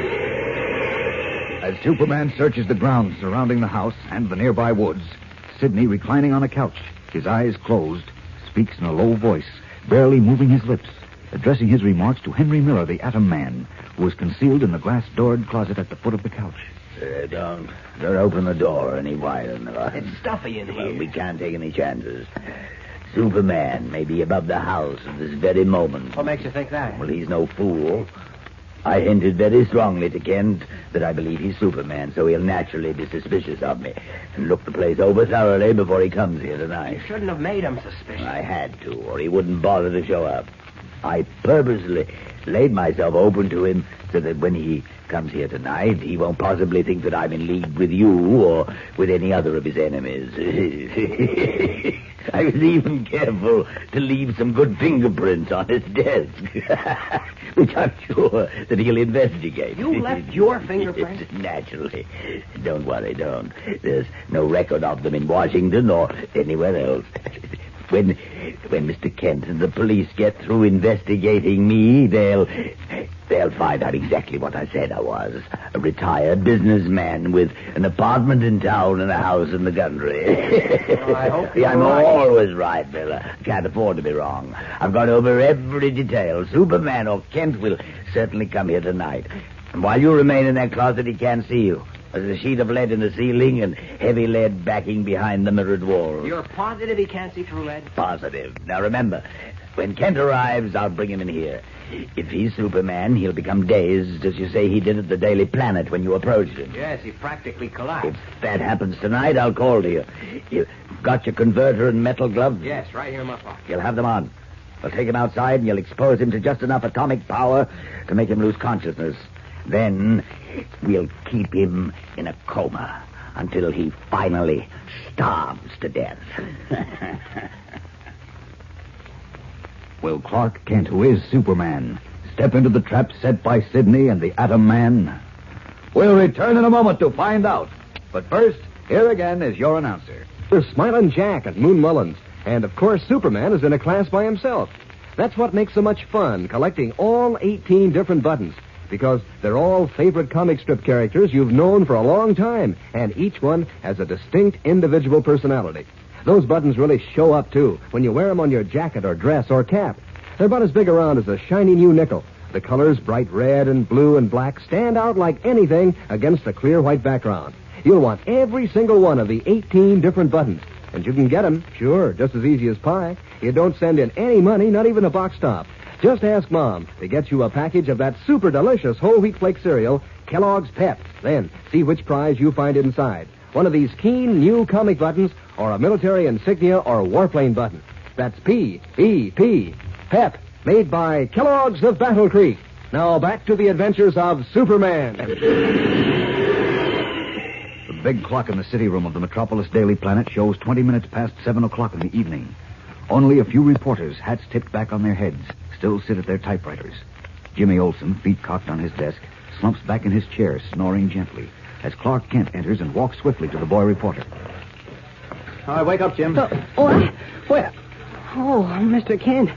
Gosh, I was having the worst dream. Twyfel had us tied up. Never mind your dreams now. What about Sidney? Sidney? Mm-hmm. Oh, yeah. Well, he's okay, Mr. Kent. Okay. Yeah, I don't know who you thought he was, but... Did Inspector Henderson have his fingerprints checked? Mm-hmm. A guy from headquarters was here right after you left.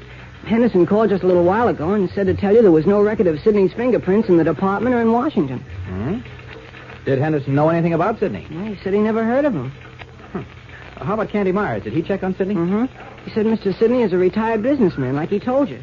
He used to be a partner in a glass importing company. He retired 3 years ago, and Candy says made a pile of money. The house he lives in must have cost a pretty penny. Go on, Jim. What else? Well, he's a bachelor, and he's got an apartment in the Oglethorpe Apartments and a house in the country near Glenville. He calls it Green Meadows. The doorman and elevator boys at the Oglethorpe told Candy Sidney was a nice, quiet guy. Oh, yeah, he belongs to the Metropolis Athletic Club. Well, it's a good, respectable club. Anything else? No, I don't think so. Oh, yeah, he's got a valet named Gito. Yes, I saw him. So both Inspector Henderson and Candy Myers give Sidney a clean bill of health, Yeah, he's white as a lily. Well, look, Mr. Kent, what's this all about? Why were you suspicious of him? Well, what's the difference? Looks like I was wrong. I watched the place practically all afternoon, and I couldn't see anything to worry about either. Hey, look, I almost starved waiting for you to have lunch. Well, let's go have dinner, and you can tell me about it. No, huh? can't do it, Jim. I've got an appointment. Oh, shucks.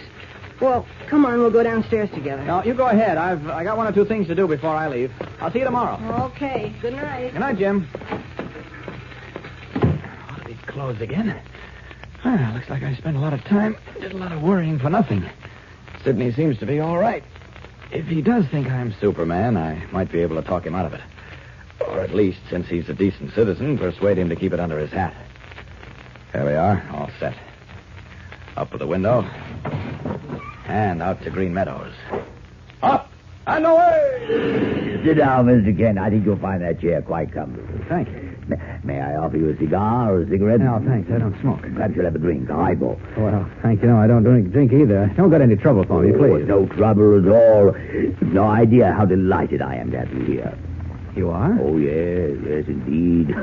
You see, I lead a pretty lonely life. Since I retired from business, I have no family. I happen to have enough money for my needs, so I've nothing to occupy my time, except my hobby. I see. Yes, I believe you said your hobby was Superman. Yes, that's right.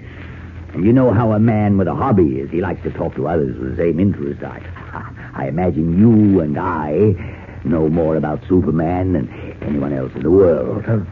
We do? Of course we do. I, because I've given years of study and research to the subject, and you, for obvious reasons.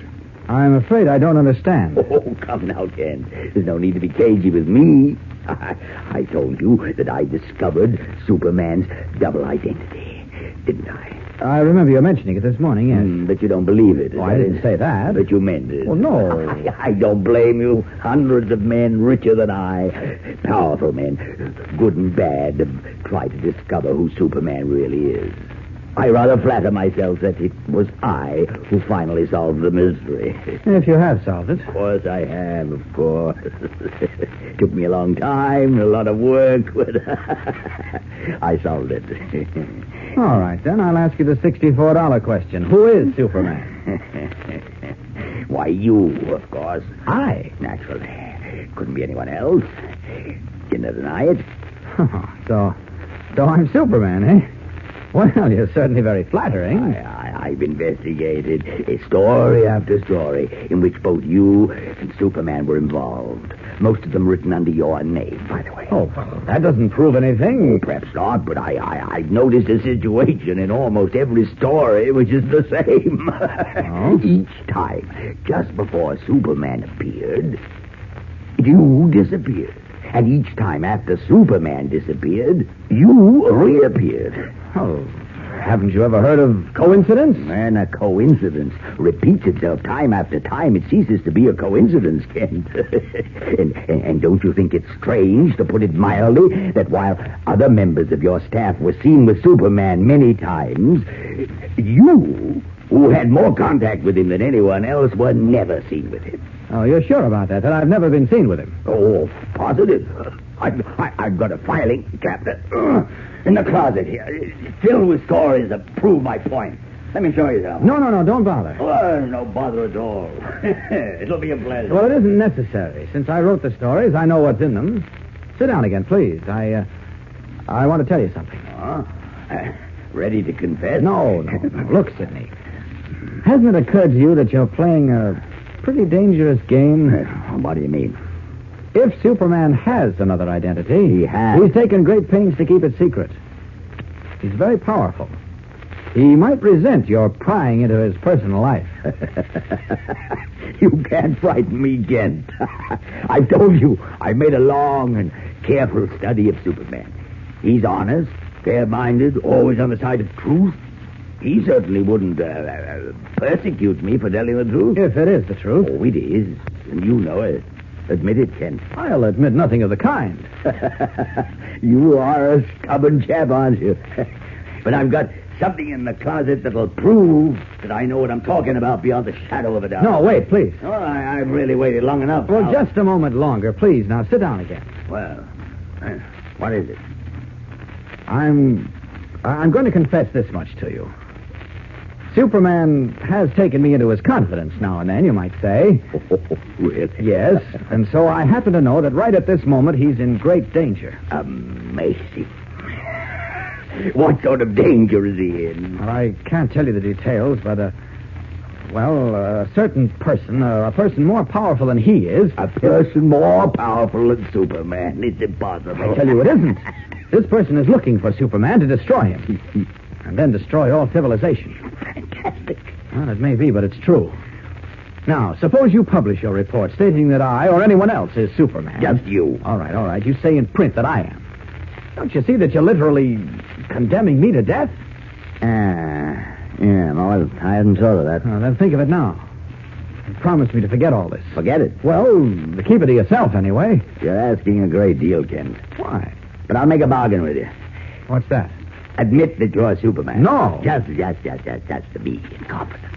I deserve to know the truth after all the work I've done. In return, I'll promise not to reveal your secret. What do you say? No. I'll make you admit it. I got the proof right here. You're just wasting your time. I don't think so. Wait. Just a second, Ken. Great Scott. What's that noise? It's my belt, my detector. Your what? My detector belt. There's kryptonite around here. Atomic energy. Where? I can't see it. I'm beginning to feel it, but I can't see it. Staring about wildly, Clark Kent feels himself growing weak as the emanations of the kryptonite in the Atom Man's blood reach him through the slightly open closet door behind him. We'll return in a moment for the exciting climax of today's episode. But first, here again is your announcer. Say, gang, here's something I noticed about those new comic buttons you're all collecting from packages of Kellogg's Pep. Maybe you've noticed it, too. how every single one of those funny sheet characters looks a doggone happy. Yes, sir.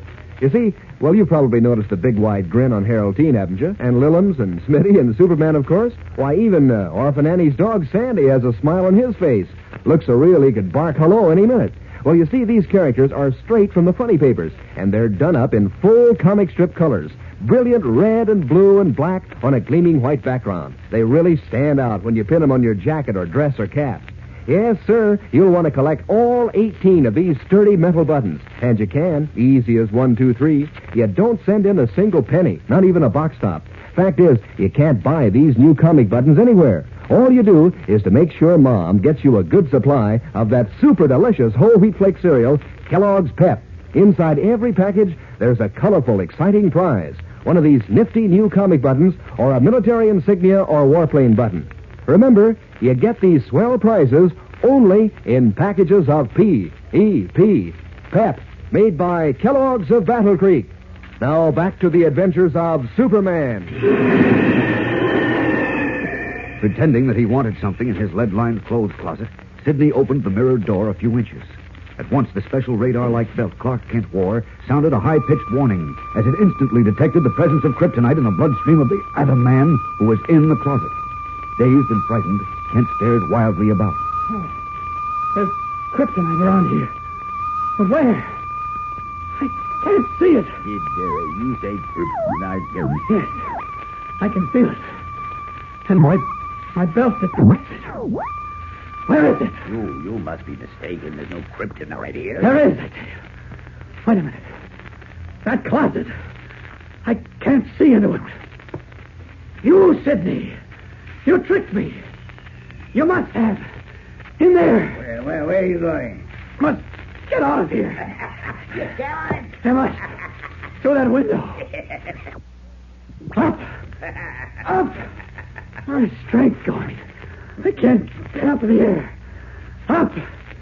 Up. The great Superman's wings clipped. He can't fly.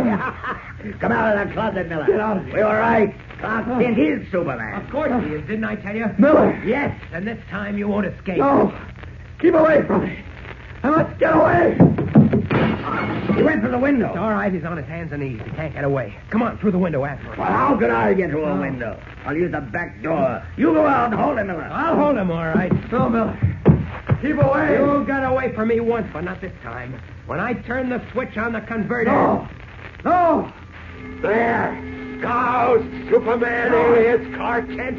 No. You hear my atomic power? No. You feel the green lightning? No. This is the end of you. Say your prayers, Kent. This is the end for you and Superman. No. You won't get away this time. I'll finish you now. Finish you for good.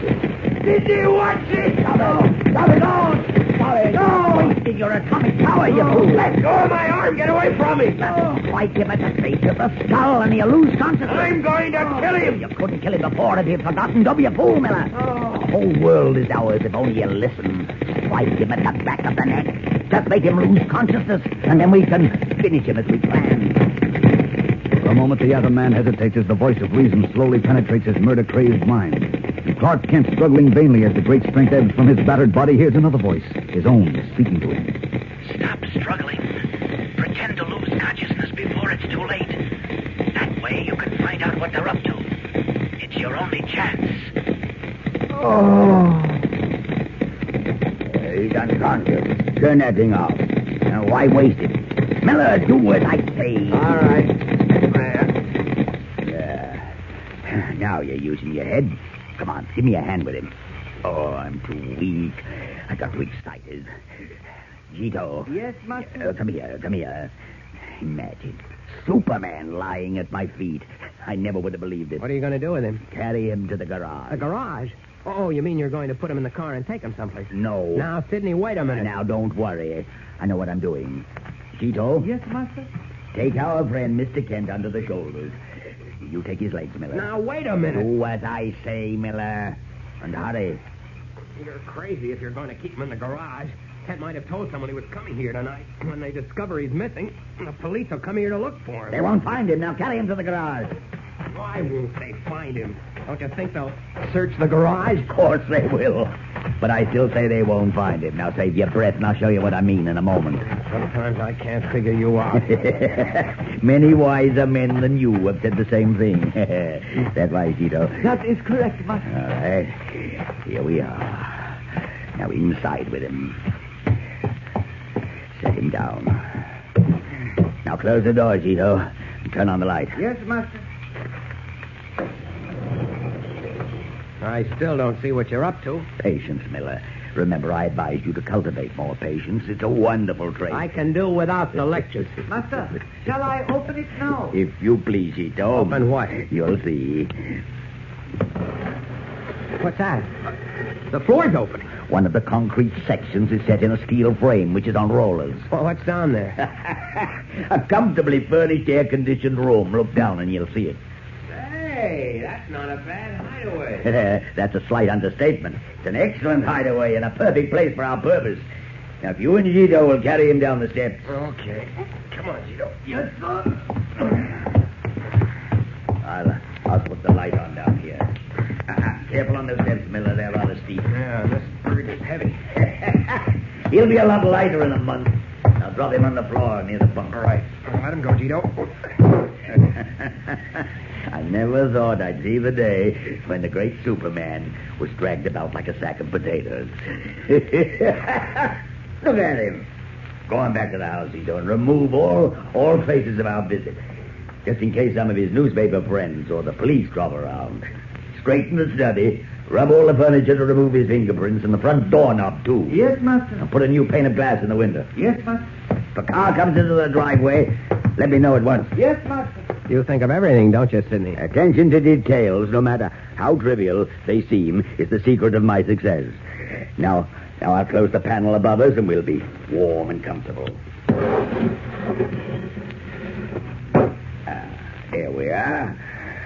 You won't mind if I turn the radio on, will you? Do as you please.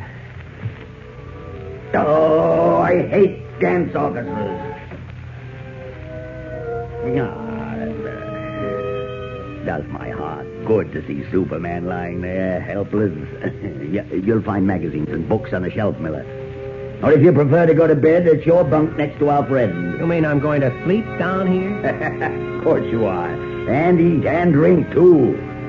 Gito will bring us our meals. You'll find him an excellent cook. What's the idea? Well, you ought to be able to figure that out for yourself. Clark Kent or Superman is unconscious, but he isn't dead. Yet. It would be just too bad if he regained consciousness when you weren't here. Yeah, but I don't want to be cooped up in this underground room. Gito can watch him, or you. And if he starts to recover, call me and I'll knock him out again. We can't take chances like that. Oh, that's lovely music. Besides, I don't want you using up your atomic power and knocking him out. The way I look at it, you're close to him at all times. The kryptonite in your veins may be enough to keep him unconscious. Shouldn't take any more than a month or two to finish him. A month or two? That's all. A strong man can live a month or more without food, but few of them can live that long without water. Of course, Superman's no ordinary man. It may take 2 months to starve him to death. But, Sidney... Oh, stop fretting, Miller. What's a month or two of mild discomfort when we're playing for such high stakes?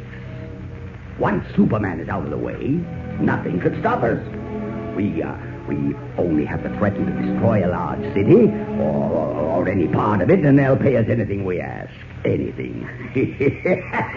The world is ours, Miller, now that we've found a way to finish Superman. Prone on the floor, conscious but unable to move, Clark Kent, who is Superman, feels his blood run cold as he realizes at last the fate in store for him. Desperately, a voice, his own, speaks to him. They've thought of the one way, the only way you can be destroyed. What will you do? What can you do? Desperately, Kent's mind races, trying to figure some way out of his seemingly hopeless position. We'll return in a moment for the climax of today's episode. But first, here again is your announcer. You know, gang, if Superman or Orphan Annie or Skeezix could walk right out of the funny papers and into your living room, they couldn't seem any more real than they do on those swell new comic buttons you're all collecting from packages of Kellogg's Pep. Why, Superman is so doggone lifelike with his bright blue jersey and flying red cape. Seems as if any minute he's going to say, up, up, and away. And it's the same with every single one of those 18 different buttons. They're straight from the funny papers, printed up in brilliant, full comic strip colors, too, on sturdy metal buttons that look terrific pinned on your jacket or dress or cap. Why, it's no end of fun to trade duplicates with your pals and try to be the first in your gang to collect all 18 different buttons. And the best part is, you don't have to send in a single penny for these slick-looking buttons, not even a box stop. You can't even buy them anywhere. They come only in packages of that super delicious whole wheat flake cereal, Kellogg's Pep. So how's about asking Mom to get you some Pep tomorrow? Then see which prize you find inside. One of these exciting new comic buttons or a military insignia or warplane button. Remember, that's P-E-P, Pep, made by Kellogg's of Battle Creek. Now back to the adventures of Superman. 3 hours have passed since Clark Kent was trapped by Sidney and the Atom Man, Henry Miller, and brought to the hideout under Sidney's garage. He lies helpless, his eyes closed, feigning unconsciousness at the foot of Henry Miller's bunk. Sidney seems content with his inactivity. He reads the newspapers, listens to the radio, eats almost constantly. But Miller, the Atom Man, becomes more and more restless and paces the floor nervously. For heaven's sake, must you have that confounded radio on all the time, Sidney? I like music. It's very, very soothing. It doesn't soothe me. It's driving me crazy. This no, place no. is driving me crazy, cooped up here hour after hour. I can't stand it. Control yourself, Miller. If you tell me that once more, Sidney, You will do nothing. Now sit down for a week. I'm sick of reading. Anyhow, I don't like to read. I'm a man of action. Now, look, Kent hasn't stirred a finger for 3 hours since we brought him down here. Why can't I take a walk around the ground? You know why. I believe the kryptonite in your veins keeps him unconscious. He might come to if you leave. All you have to do is to call out. I'll be nearby. I told you we can't take that chance. He might get away in a couple of minutes as he took you to return. It's ridiculous. You can see for yourself he's in a coma. And that's the way we're going to keep him until he dies of starvation. Now behave yourself. Learn discipline. Look at me. I'm not fretting. You're so lazy you don't want to move. But I've got to keep going. I've got to do things. I always did. And now since the kryptonite was injected into me, it's worse. Yeah. Maybe that's what makes me so nervous. Now, control yourself. There you go again. I can't stand it, I tell you. You will stand it and like No, it. I said you will. You're playing for the future of Germany. I for the only thing I love in the world, money. You're not going to spoil it for either of us. Now sit down.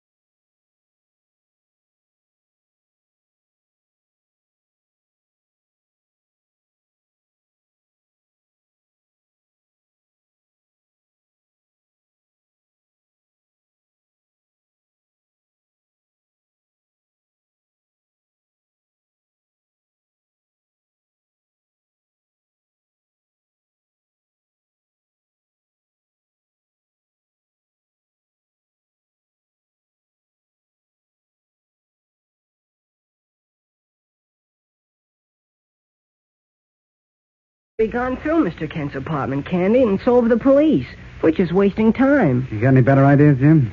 Well, no. Okay. Now, let's get back to the beginning. You saw him last. I've already told you about that. Now, tell me again. And don't leave anything out. Not anything. Oh, it was 3 days ago. Or nights, rather. Mr. Kent got back to the office about 7:30. Did he say where he'd been? No, he just asked me what Inspector Henderson and you had found out about that Mr. Sidney. Yeah. I told him, and he seemed kind of relieved. Then he said he had an appointment, so he couldn't have dinner with me. I went out, and, well, that's the last time I ever saw him. You're sure he didn't say where his appointment was? Oh, I'm positive. And he wasn't working on any special story? No, he'd been sick. He just got back from Florida that very day. Yeah, I know. Had anyone been looking for him while he was gone? Just Dr. Millicent, the scientist. I told you and Inspector Henderson about that. Yeah, Millicent said he hadn't seen Kent. Let's see now. After he got back from Florida, as far as you know, the only person he saw was Sidney. Uh-huh. And when Sidney left, Mr. Kent got all excited. He told me to have Inspector Henderson shoot a fingerprint man right over and for me to call you. Then he rushed out and he didn't get back until 7:30. I wonder why he was so interested in Sidney. I don't know, but considering how relieved he was when I told him what you'd found out, that Sidney was just a respectable retired businessman, I figure he must have mistaken Sidney for somebody else. Could be. I'll check. Maybe they got some more dope. Oh, who? Dope about what? My office on Sidney. I told him to keep digging. Oh, what for? Even the FBI gave him a clean bill of health. So what? You can't lose anything by trying. Oh, Mary? I'll put Eddie on. Oh, I see. Uh-huh. Did he come up with anything on that Sidney character? Yeah, I'll hold on. Anything doing, Candy? Yeah, she's checking. The guy I put on the case is out. Yeah, go ahead, Mary. What's that? Give me that again. Wow. That sounds good. Tell him to stay on it. I'll check with you later. Okay. So long. What'd they find out? The Justice Department just slapped one of those show cause where you shouldn't be closed up papers on the Metropolis Import Glass Company. That's the outfit our friend Sidney was tied up with. The Justice Department found out they were hooked up with a big German outfit. Oh, gee whiz. Come on, Jim. Oh, where? I want to have a talk with Sidney. Maybe he's not the nice, respectable party he makes himself out to be. Maybe he's a big shot Nazi, huh? And Mr. Kent found it out? Can be. Where's that automatic elevator? I never can tell the door from the apartment. Oh, it's right over here. Yeah, and the elevator's waiting for us. Good. Come on. Push the lobby button. Okay. Keep your fingers crossed, Jim. I got a hunch we're on the right track. Closer to the truth than they realize, Jimmy and Candy Myers leave the apartment building and step into the private detective's car. A short time later, in the secret cellar under his garage, Sidney kneels on the floor next to the motionless figure of Superman, who, in Clark Kent's clothing, his eyes closed, still retains consciousness, but is unable to move a muscle under the weakening spell of the kryptonite in the Atom Man's blood. Across the small room, a radio plays symphonic music. Miller, the Atom Man, nervous and jumpy, paces the floor. Suddenly he stops, and his thin lips curl in an ugly snarl. Isn't he dead yet, Sidney? No. His pulse is weaker, and he's lost weight, as you can see, but it takes longer than 3 days to starve a man to death, and this is no ordinary man. Has it only been 3 days? It seems like 3 years cooped up in this rat hole. How long is it going to take? I told you, a month, perhaps 2. I can't stand it that long. I'll go crazy. I'm a man of action. I've got to be doing things. I was always like that, and now it's worse. That kryptonite in my blood makes me nervous. Soon you will be doing things, big things. Sure, but when? As soon as our friend here breathes his last. I'll make him breathe his last. I'll turn on my atomic power. Oh, no, you fool. How many times must I tell you there's no more kryptonite? How do you expect to accomplish your ambitious desire if you exhaust all your atomic power on Superman? Oh, I guess you're right. Of course I am. Sit down now. Control yourself. I could just take a walk around the ground. No, you got to be here every second to make sure Kent doesn't regain consciousness. Now sit down. What's that? Now relax. It's only Shito telephoning from the house. For heaven's sake, compose yourself. Yes, Shito, yes. 2 gentlemen here wish to see you, Master. Who are they? One young newspaper reporter named Olson. Olson? Jim Olson, he is. Quiet. Other name Candy Myers. He no say, but I think he police, Master. I see.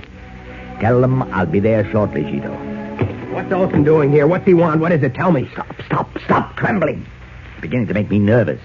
The routine call, I imagine, just as we had from the police.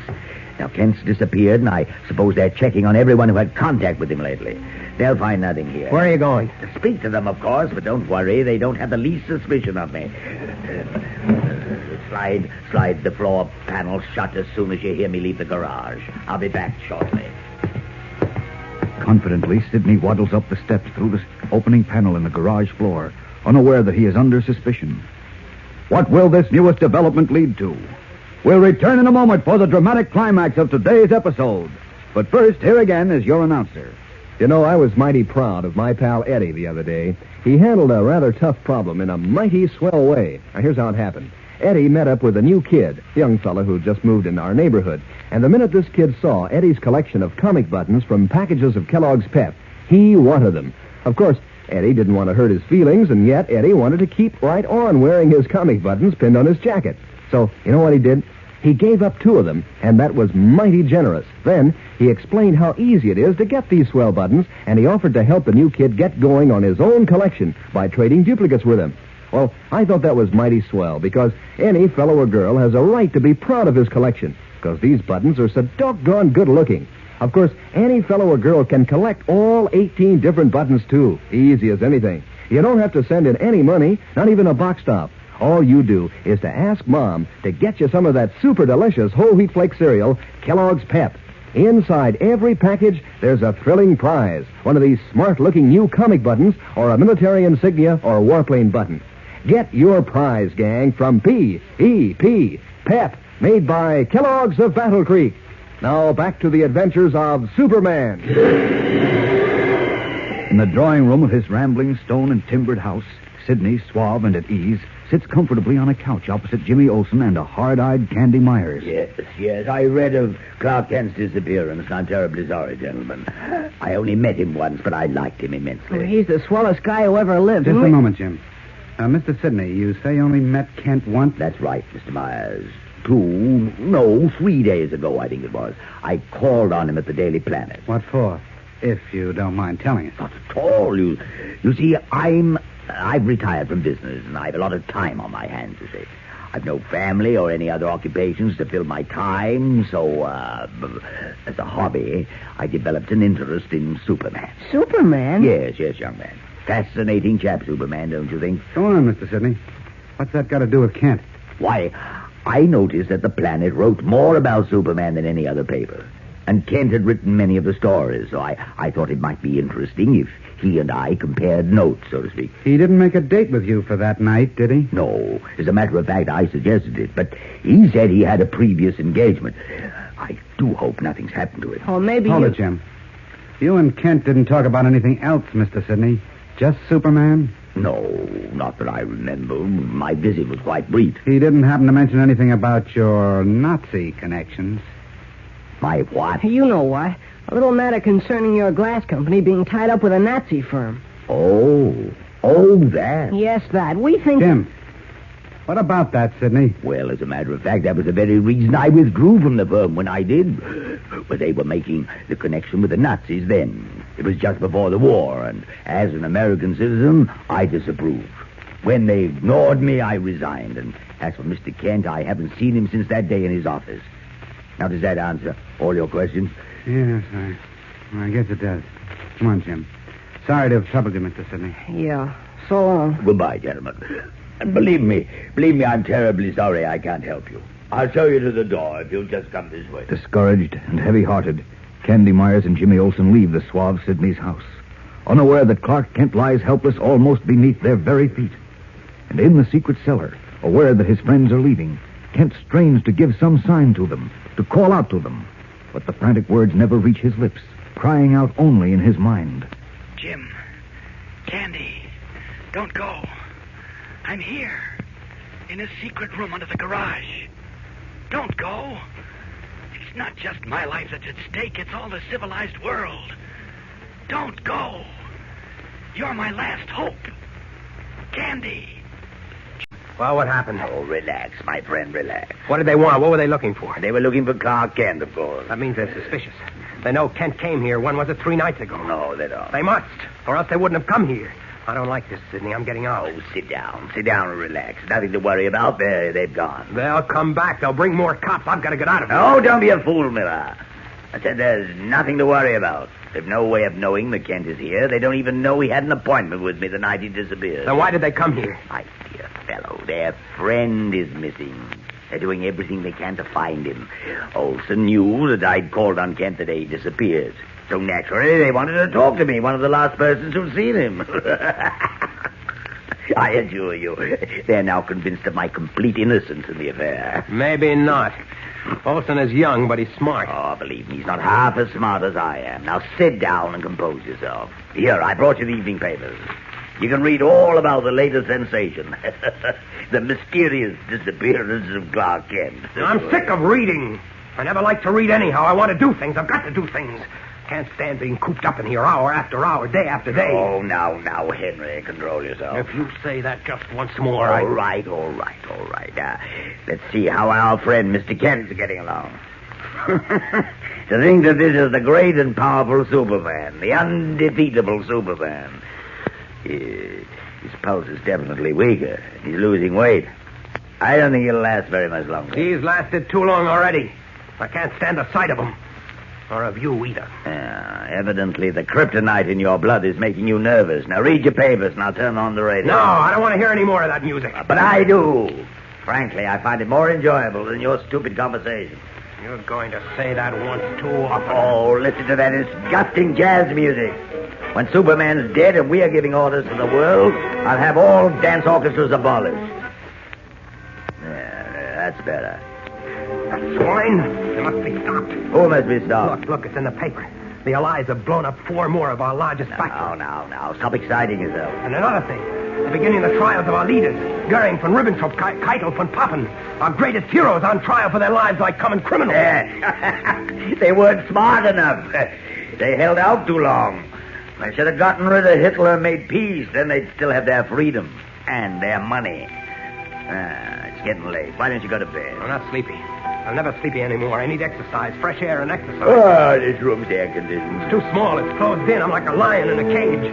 Look, Sidney, if I went outside and walked for just 10 minutes, I'd feel better. No. Suppose Kent regained consciousness while you were out. He won't. Look how still he is, like he's dead. You thought he was dead when you buried him on the beach that time, but he revived. No, you won't stir from this room until Kent breathes his last, and that's final. I could kill you very easily, you know. Oh, yes, but you won't. I'm much too valuable to you. You've no brains, and you know it. You need me to direct you. That's what you think. We interrupt this broadcast to bring you an important announcement. Shut that radio! Fire! There is still no news of Clark Kent, star reporter for the Metropolis Daily Planet, who disappeared mysteriously 3 days ago.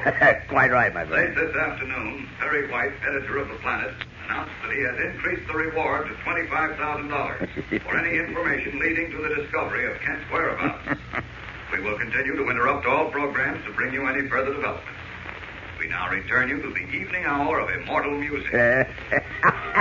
Wouldn't Perry White be surprised if he knew he was offering a reward for Superman? I don't like this, Sidney.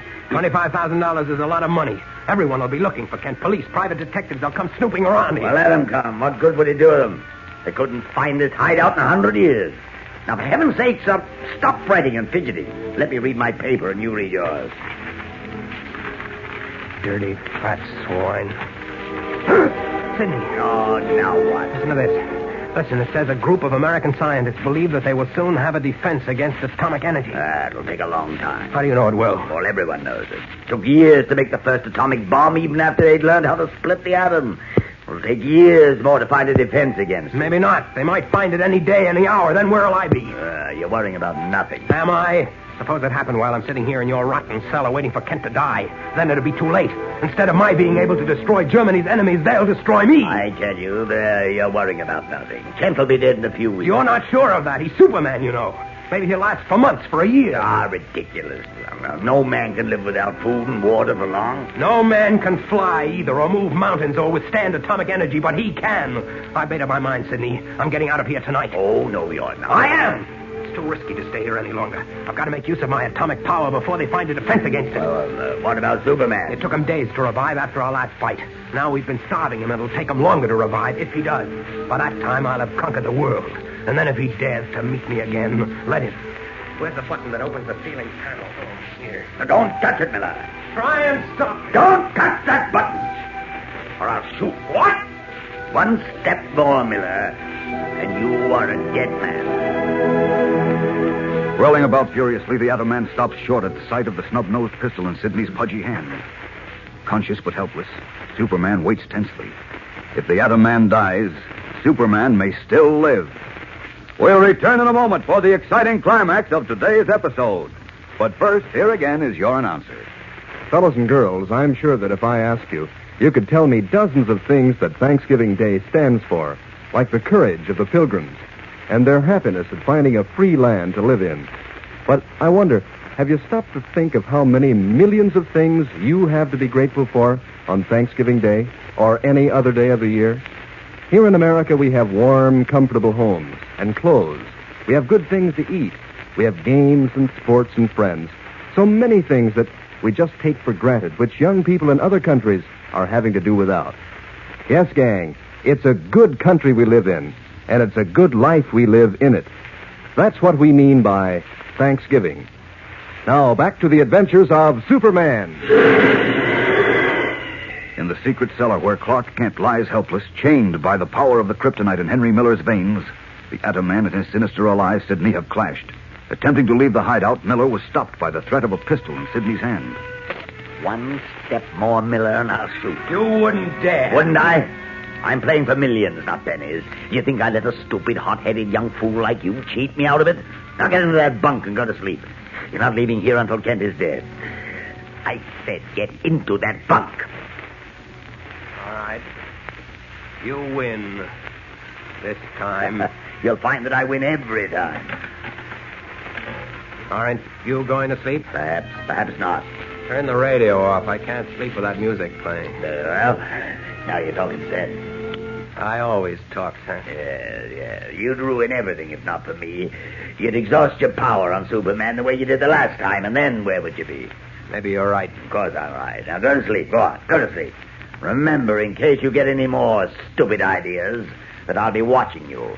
And I can shoot the head off a match at 40 paces. Sidney, now tell me who's master. Take that converter off, Miller. Switch might turn on accidentally. It'll turn on all right, but it won't be accidentally. What do you mean? You ought to know. You've been telling me how smart you are. Can't you guess what I'm going to do? No. You're joking. You're just trying to scare me. I like to see your fat body shake with fear. I despise you. You thought you could control me, use my atomic power to blackmail the world into giving you millions of dollars. No. You need me. You can't do without me. What do I need you for, you fat, money-hungry pig? I'm the one who has atomic power. You need me to plan for you, to negotiate. And I'm experienced. I'm skilled. I don't need anyone. All I have to do is to destroy a great city like Metropolis or London. The world will be terrified then, and they'll bow down to me and to Germany. Suppose they don't. Suppose they have to destroy other cities. Then I'll destroy them gladly. See, I told you needed me. You'll exhaust your power. But if I was there to show you who and what to destroy, to threaten the proper persons, we could conserve your power and still conquer the world. I won't exhaust my power. I've learned how to direct it accurately now. It doesn't take much to blow up a city. But Miller. Go on and beg for your life, Sidney. I've waited a long time for this moment. If you kill me, you'll be ruined. What a bluffer you are. No. I'm just trying to show you that you can't afford to do away with me. You've forgotten about Clark Kent? Forgotten that he's Superman? He'll regain consciousness when you leave and come after you. He's weak as a kitten. Even if he recovers, he can't stand up against my atomic power. But he can make you exhaust all your power on him, as he did that time on the beach. Then what will you do? I'll have to take that chance. I can't stay here until he dies of starvation. It might take months. And in that time, those American scientists may perfect their defense against atomic power. But if you work with me, you won't have to fear the American scientists or Superman either. Why not? Because I know where there's more kryptonite. What? More kryptonite? Yes. So even if you're forced to destroy a dozen cities and fight Superman again, you'll still have all the atomic power you need. You're lying to try to save your skin. No. I'm telling you the truth because I have to. The Scarlet Widow cut up the original kryptonite fragment into 4 pieces. 4? Yes. Teufel stole 1 piece, which your father dissolved in Germany and injected into your veins. And you bought the second piece from the widow, which is dissolved and in my veins right now. That's all there is. You said so when you got it. I tell you, there are 2 other pieces. You're lying. It's the truth. I can prove it. You can? Prove it, then. Where are they? Oh, no, my friend. I'm not so stupid as to tell you now. You'd finish me off, then get the kryptonite yourself. Take off that converter and those gloves, and we'll do business again. You must really think I'm a fool. Even if there is more kryptonite... There is! There are 2 pieces of it! I don't believe it.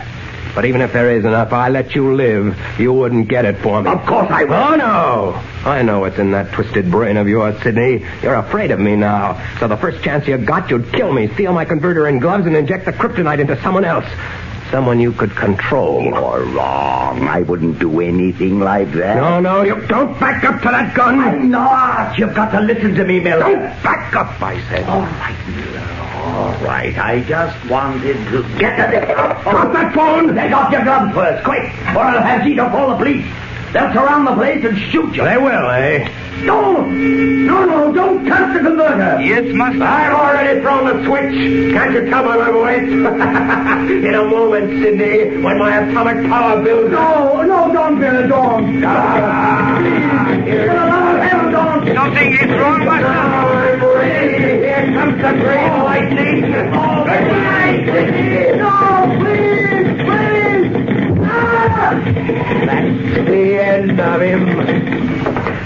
There. No use wasting my power. Now to get out of here. Let's see, I want the officer's cap and the overcoat. It was nice of Sidney to produce the coat and to dye my hair. There, I'm ready. I see my panel is opening. Master, what's wrong? It's Tito. I'd better take care of him. Master, what happened? Oh, you killed Master. I fixed it. That knife won't help you. Say your prayers, Tito. Tito.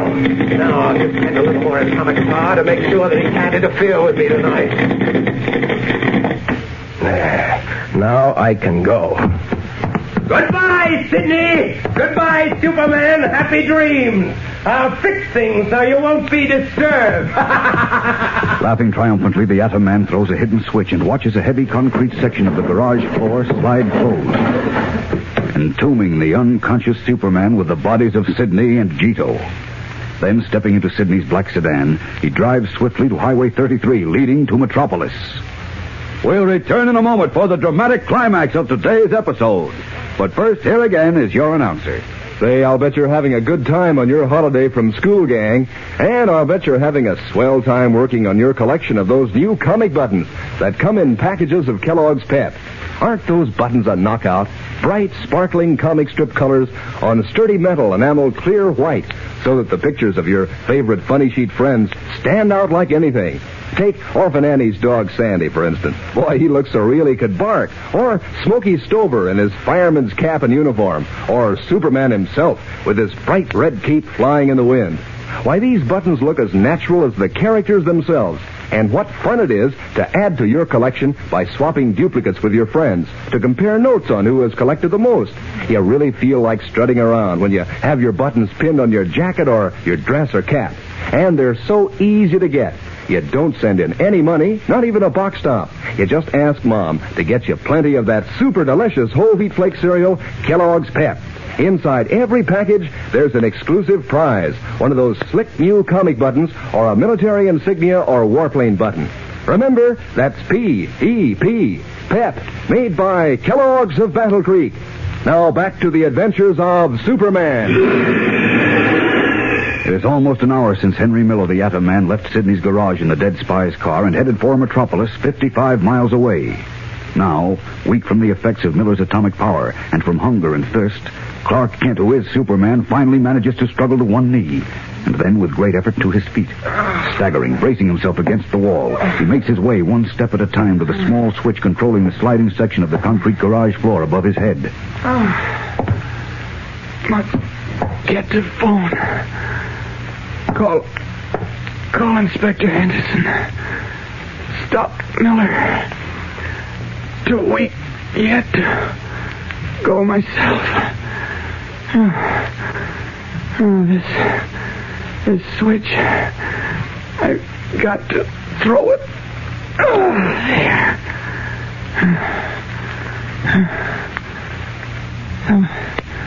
Something's wrong.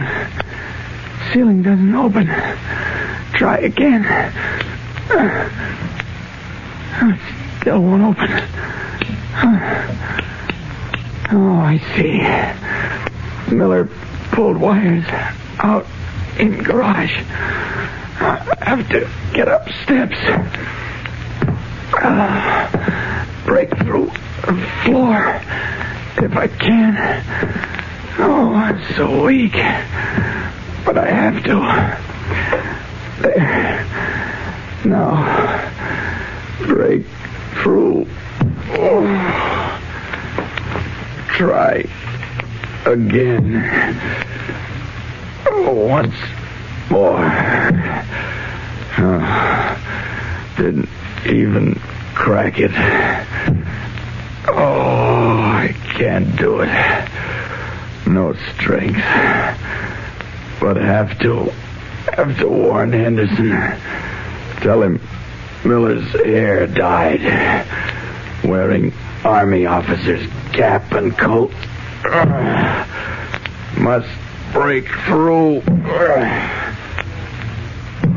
His haggard face drawn and pale, Superman crouches under the foot-thick concrete floor, pushing his weakened hands and shoulders at it again and again. In vain. Meanwhile, having arrived in darkened Metropolis, Henry Miller is in the phone booth of an all-night drugstore, his stolen officer's cap pulled low over his eyes, his overcoat collar muffling his chin. He has just dialed a number. Now he waits, the ringing of a distant phone in his ears. Hello? Hello? Is this the mayor? Yes, who are you? This is the Atom Man. Who? I said I'm the Atom Man. The what? Never mind. I called to warn you that in 2 minutes I'm going to blow up the Metropolis Stadium. What? Are you out of... You heard me. In 2 minutes I'll destroy the Metropolis Stadium. I'll call you up later to tell you what's next. Now look here, young man, if this is your idea of a joke... If you think it's a joke, keep your ears open, Mr. Mayor. Wait. What? Goodbye. Quickly hanging up the phone, the Atom Man leaves the drugstore and, entering Sidney's black sedan again, drives a few blocks and stops in a dark street. Looming ahead of him is the gray, unlighted bulk of the great Metropolis Stadium. The Atom Man steps from the car, his strange meshed gloves on his hands. A smile curls his thin lips as he reaches inside his turned-up collar for the switch of the electronic converter fastened to his Miller's strange atomic power, and by starvation, Superman in his guise of Clark Kent is dying in a secret cellar. Miller, meanwhile, disguised as an American Army officer, destroyed the huge Metropolis Stadium as his first act in revenging the defeat of Germany. Later that night, he phoned the mayor of Metropolis and, identifying himself as the Atom Man, threatened to destroy the entire city unless the Nazi swastika was raised over City Hall. The police immediately traced the call to the Central Railroad Station, and giving orders that no one be permitted to leave the station, Inspector Henderson hurried there with Jimmy Olsen and Editor Perry White. As we continue now, officers guard every door of the vast railroad terminal as the great crowd of civilians, soldiers, and sailors pass through the main exit in single file, where Henderson, White, and Jimmy stand with an armed police guard. Listen. All right, now keep your eyes peeled, Jim. You and Mr. White are the only ones who know Miller, so I'm depending on you to spot him. We'll spot him, all right. Dirty Nazi. Won't we, Mr. White? Well, if he's here, we will. He might have gotten away before the police arrived. That's possible, don't you think, Inspector? Yes, it's possible, of course, but I doubt it. He made his call from a phone booth on the balcony, and my men were here 2 minutes after he hung up. Maybe we'd be lucky if he did get away. Lucky? Well, what are you talking about, Olsen? Well, he's the Atom Man, and... Hey, not so loud, Jim. We don't want that to get around. Okay. Golly, if we corner him, all he has to do is shoot that green lightning out of his hands. His atomic power, and he'd blow us in this station to smithereens. Poppycock. Yeah, never mind about that now. Just keep looking for him. And don't worry about his blowing us up if we corner him, Jim. Just point him out to me. I'll do the rest. I'm looking. I'm looking at everybody coming through... Jeepers. What's the matter, Jim? Look, over there. That what? In the Army captain's uniform. It's Miller? I think so. Wait a minute. Healy! Ross! Grab that Army captain. Good Godfrey, I think it is... No, it's not. Well, make up your mind. Is it or isn't it? Jim, is it? No, I was wrong. Miller has light hair, the color of straw. That fellow's hair is dark. All right. Never mind, Healy. Let him go. For a minute there, I was sure it was Miller. The fellow did look quite a bit like him. You know, Inspector, What? It just occurred to me, Miller must know that you're looking for him. It's been in all the papers. Yeah? Well, maybe he's walking around disguised. Gosh, I never thought of that. Well, it could be. But you fellas know him. Yeah, but if he's disguised, how could we recognize him? Well, it's a real art to disguise yourself so perfectly that you can fool people who know you. So let's hope Miller's no expert. Now just keep looking. We've got to find him. Don't forget what he threatened to do. We're all in danger. For another long hour, our friends stand at the exit gate, studying the seemingly endless parade of faces moving by. Finally, the crowd passes through, and the vast railroad terminal is practically empty, save for officials and police officers. Disappointed, Inspector Henderson, Perry White, and Jimmy Olsen enter a police car and are driven swiftly back to Mayor Thomas's house, just as dawn breaks over the city. In his study, his face haggard with worry, the mayor greets them. Well, Inspector, did you get him? No, sir. No, he got away. Oh, I was afraid he would. Now what'll we do? He told me if the swastika is flying over City Hall when the sun rises, he'll destroy Metropolis. Yeah, I know. Jeepers, the sun will be up in a few minutes. Now, look, Mayor, it's one thing to say that you're going to destroy Metropolis and another thing to be able to do it. It's no use trying to ignore the facts, Perry. We face a terrible situation. Now, don't tell me that you believe that nonsense about Miller being an atom man. Well, frankly, I don't know what to believe. Nelson of the fire department and 2 FBI investigators were just here. Oh? Now, what did they say? They just come from the scene of the explosion. Worked there all night. They weren't able to find any evidence of bombs or mines or any usual forms of explosives had been used. Mm-hmm. I told you, Miller did it with his atomic power. Olsen. But, Chief, if he didn't use bombs or mines, how else could he? That's for someone with more sense than you to figure out. And unless you can keep your oversized mouth shut, you're going out of here on your ear. Now, please, gentlemen, this is no time for quarreling. The atom man is still at large. He said he'd call me again if the swastika wasn't flying over the City Hall by sunrise. And since it won't be... You bet it won't. Well, we've got to prepare ourselves. Prepare ourselves for what? Personally, I think he's bluffing. Well, he wasn't bluffing about destroying the stadium, Mr. White. There's a difference between a stadium and a city, Inspector.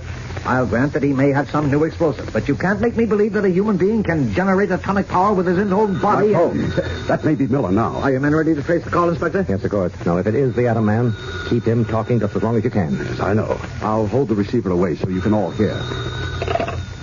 Hello? This is the atom man. What? Who did you say? Quit stalling. You traced my last call and couldn't find me. Take my advice and don't try it again. What do you mean? You know what I mean. Tell young Olsen he's lucky he changed his mind about the Army captain. If he hadn't, I would have blown everyone in that station to Kingdom Come. Leaps, it was him in the station. Did you hear me, Mr. Mayor? Yes, but I don't understand. You understand, all right. Don't waste time rounding up all the Army captains in town. I'm not in disguise anymore. Now, look here. I'm giving the orders now, Mr. Mayor. You disobeyed my first one about raising the German swastika over City Hall. So tonight, every man, woman, and child in your city will drown like a rat. Gosh. Why, the dirt on him, he's bluffing. You're bluffing. Oh, am I? You'll find out tonight. You haven't a chance. Nobody can save you.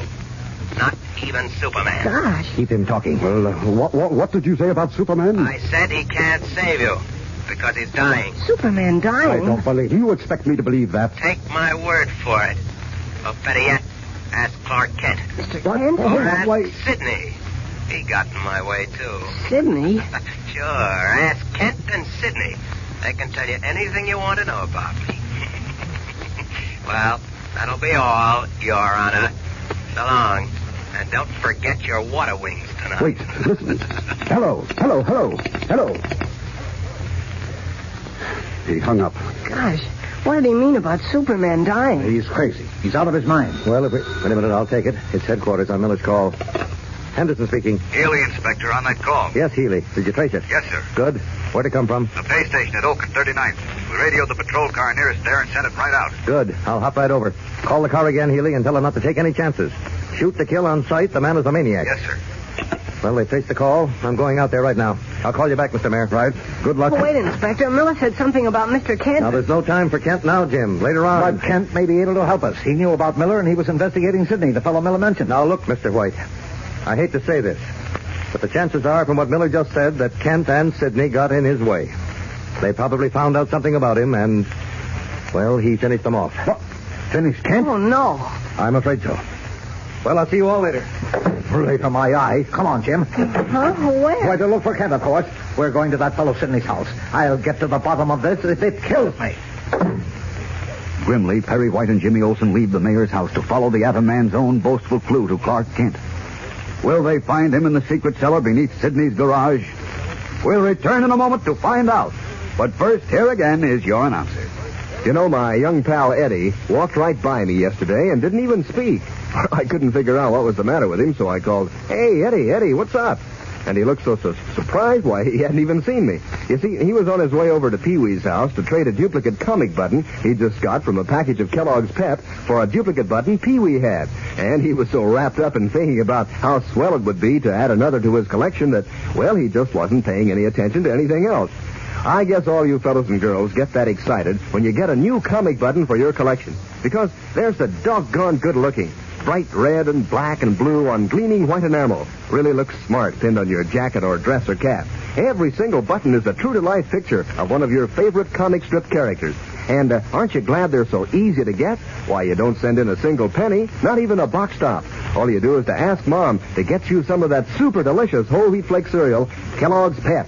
Inside every package, there's an exclusive prize. One of these nifty new comic buttons or a military insignia or warplane button. It's your prize, gang, from P.E.P. Pep, made by Kellogg's of Battle Creek. Now back to the adventures of Superman. Picking up Clark Kent's friend, Private Detective Candy Myers, Perry White and Jimmy Olsen drove to Sidney's house in the country, where in a secret thick-walled cellar beneath the garage, Clark Kent is near death from the effects of Miller's atomic power and starvation. As we continue now, early in the morning, our three friends have vainly searched the dead Sidney's empty house. Candy Myers has stopped to telephone Metropolis, as White and Jimmy, deeply discouraged, walk across the lawn to their car. Well, that's that, Jim. Yeah, I guess so. I was sure we were going to find Mr. Kent. Well, I hate to admit it, but Inspector Henderson was probably right. Kent and Sidney were probably both finished by Miller. Gosh, I don't want to believe it, but Wait. What's that? What? I hear a kind of thumping noise. Yes. Yeah, it seems to be coming from the garage. But the garage is empty. We checked it. It's not empty now. Come on, let's take a look. Okay. Where's that thumping coming from? Seems to be coming from below us. Oh, how could it? The garage is set away from the house. There's no cellar or anything under it. Oh. Strange, Jim. Very strange. Well, where's that noise coming from, Mr. White? Seems to be coming from under the floor. Yeah, it does. Do you think maybe there's a basement or something under the garage? I doubt it. Why would anyone build a basement under a garage? Anyway, there are no steps. The noise stopped. I wonder if... Oh, of course. Are we dumb? Huh? What do you mean? It's the heating system. The heating system? Sure, the steam heat coming up in the pipes. Sounds like that when it builds up. You see? These pipes along the wall heat the garage. They come from under the floor. It's leaving the house. Getting hot now. Yeah, but the house is empty. Nobody's here. Who's making steam? You ever hear of a thermostat? Oh, what? Oh, you mean that gadget you've got in your house? That's right. You set it at night to start the heat at a certain time in the morning. It works automatically. Well, there's no more to be done here. Come on. We'll get Myers to go back to town. Yeah, we might as well. Gee, when I first heard that noise, I thought it was someone trying to signal us. Maybe even Mr. Kent. Yeah, no such luck. I'm afraid Inspector Henderson was right, Jim.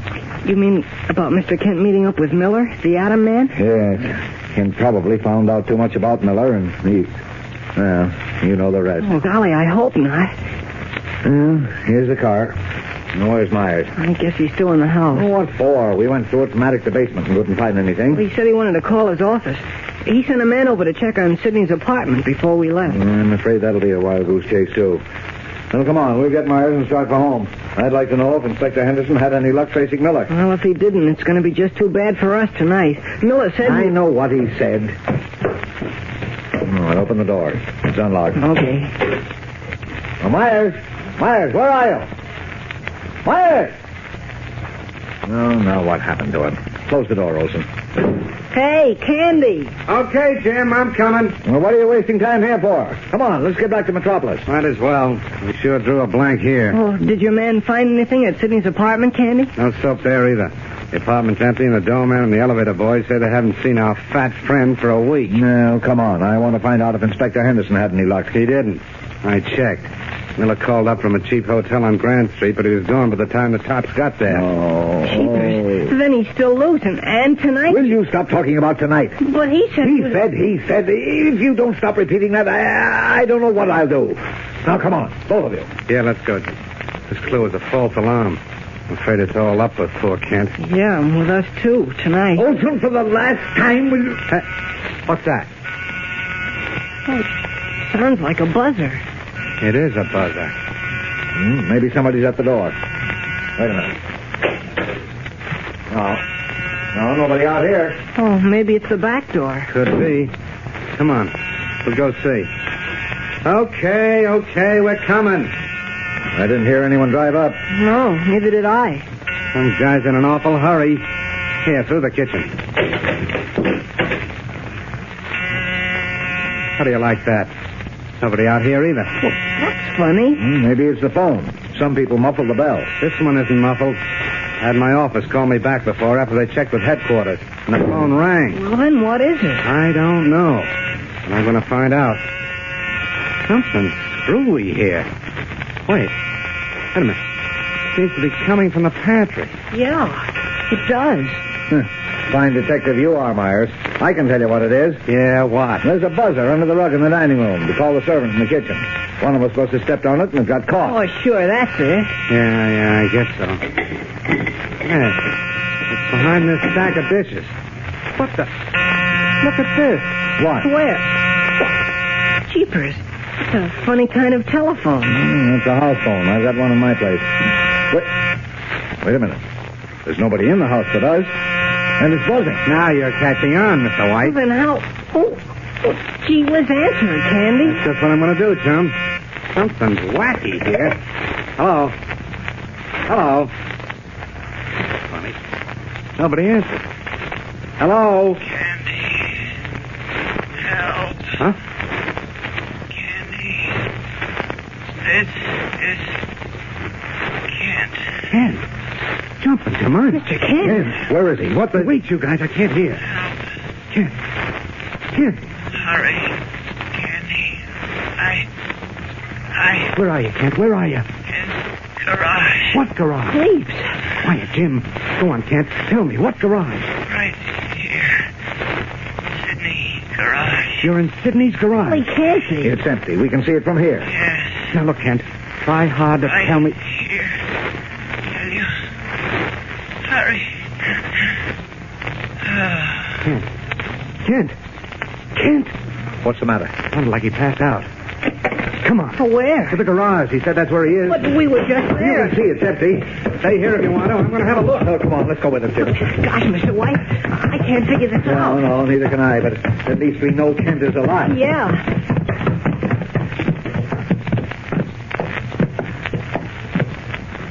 Well, where is he?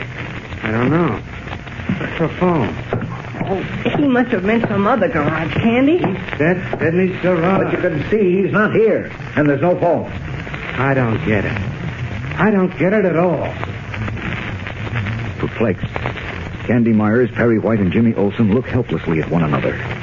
So near and yet so far from Clark Kent. We'll return in a moment for the exciting climax of today's episode. But first, here again is your announcer. You know, I heard a bunch of kids in the midst of an argument the other day. They were all talking at once, you know how they do, and each one had a different idea of where is the best place to wear your collection of comic buttons from packages of Kellogg's Pet. Some said they looked best pinned on your jacket or dress. Others insisted that they belong on your cap.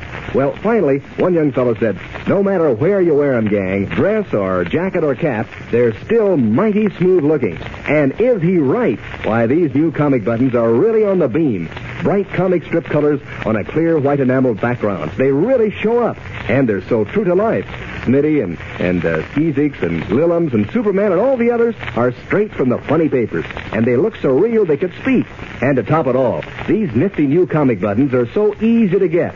You don't have to send in a single penny, not even a box stop. Fact is, you can't buy them anywhere. You just ask Mom to get you plenty of that super delicious whole wheat flake cereal, Kellogg's Pep. Then see which prize you find inside the package. One of these smooth new comic buttons, or a military insignia or warplane button. Remember, that's P-E-P, Pep, made by Kellogg's of Battle Creek. Now back to the adventures of Superman.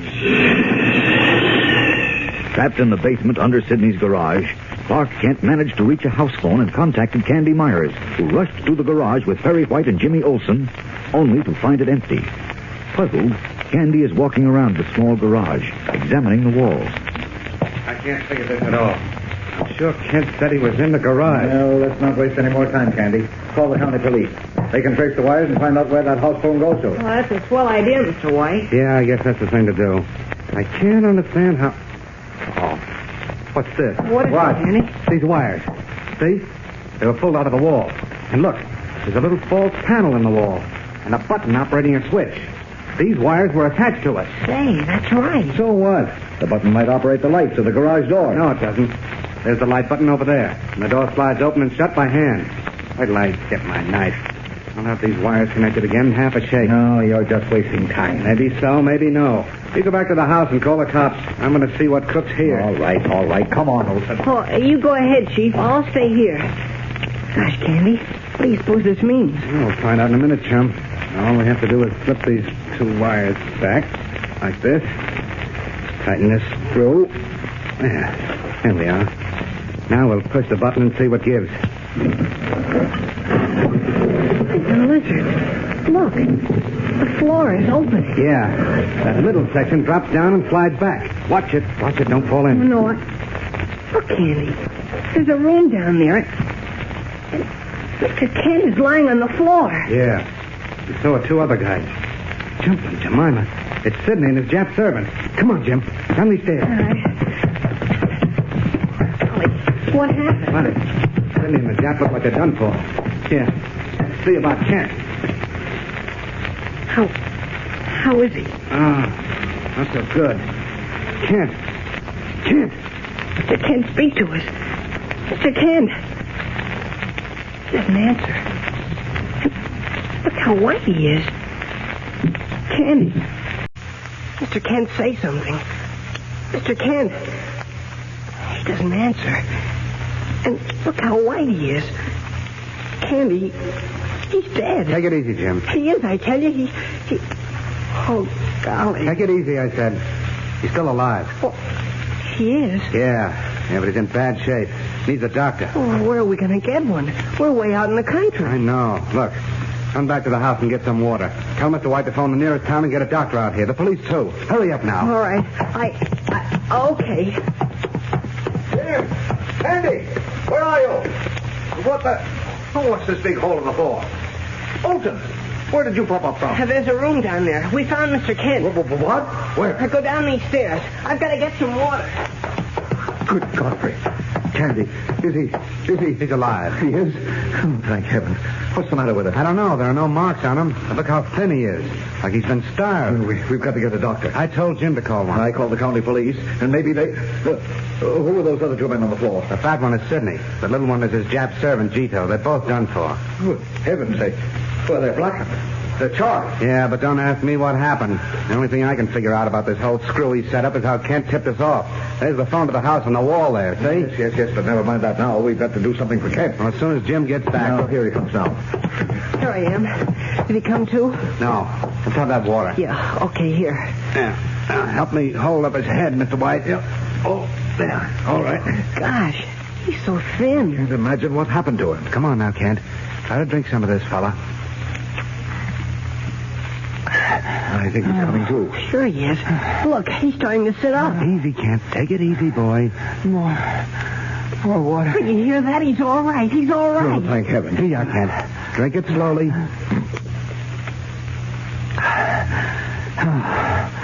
Oh, that's good. How do you feel now? What happened, Kent? I'll be all right. Just bring me more water and some food. Been starving almost a week. Jumping, Jemima. Jim, run back to the house and raid the icebox. Step on it. Okay. Oh, boy, am I happy. Candy, what about Miller? Don't try to talk yet. You're too weak. Oh, tell me. Miller said he's going to destroy Metropolis. Yeah, tonight. Tonight? Oh, forget it, Kent. Miller's bluffing. No, he's not bluffing. He'll do it. He has atomic power. Terrific atomic power. Now, wait a minute. Tell you he has, Chief. Look at Sidney there. And Gito.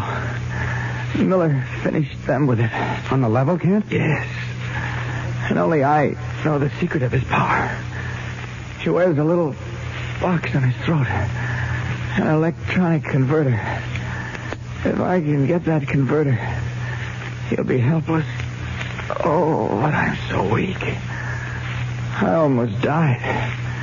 Miller and Sidney figured out the one way I could be finished. What are you talking about, Kent? Oh, he's raving. He's out of his mind. Oh, I've got to get out of here before it's too late. Come on, help me out. Maybe the fresh air. Now, wait, Kent. No, don't argue, Chief. Help me. That's it. Get me outside. And then bring me food and more water. If I can get my strength back before tonight, we'll have a chance to save Metropolis. Wait. Take it easy, Kent. If what you say is true, and Miller has atomic power... Oh, believe me, he has. Then the only one who can stop him is Superman. That's what I'm trying to tell you. Come on. Help me up the steps.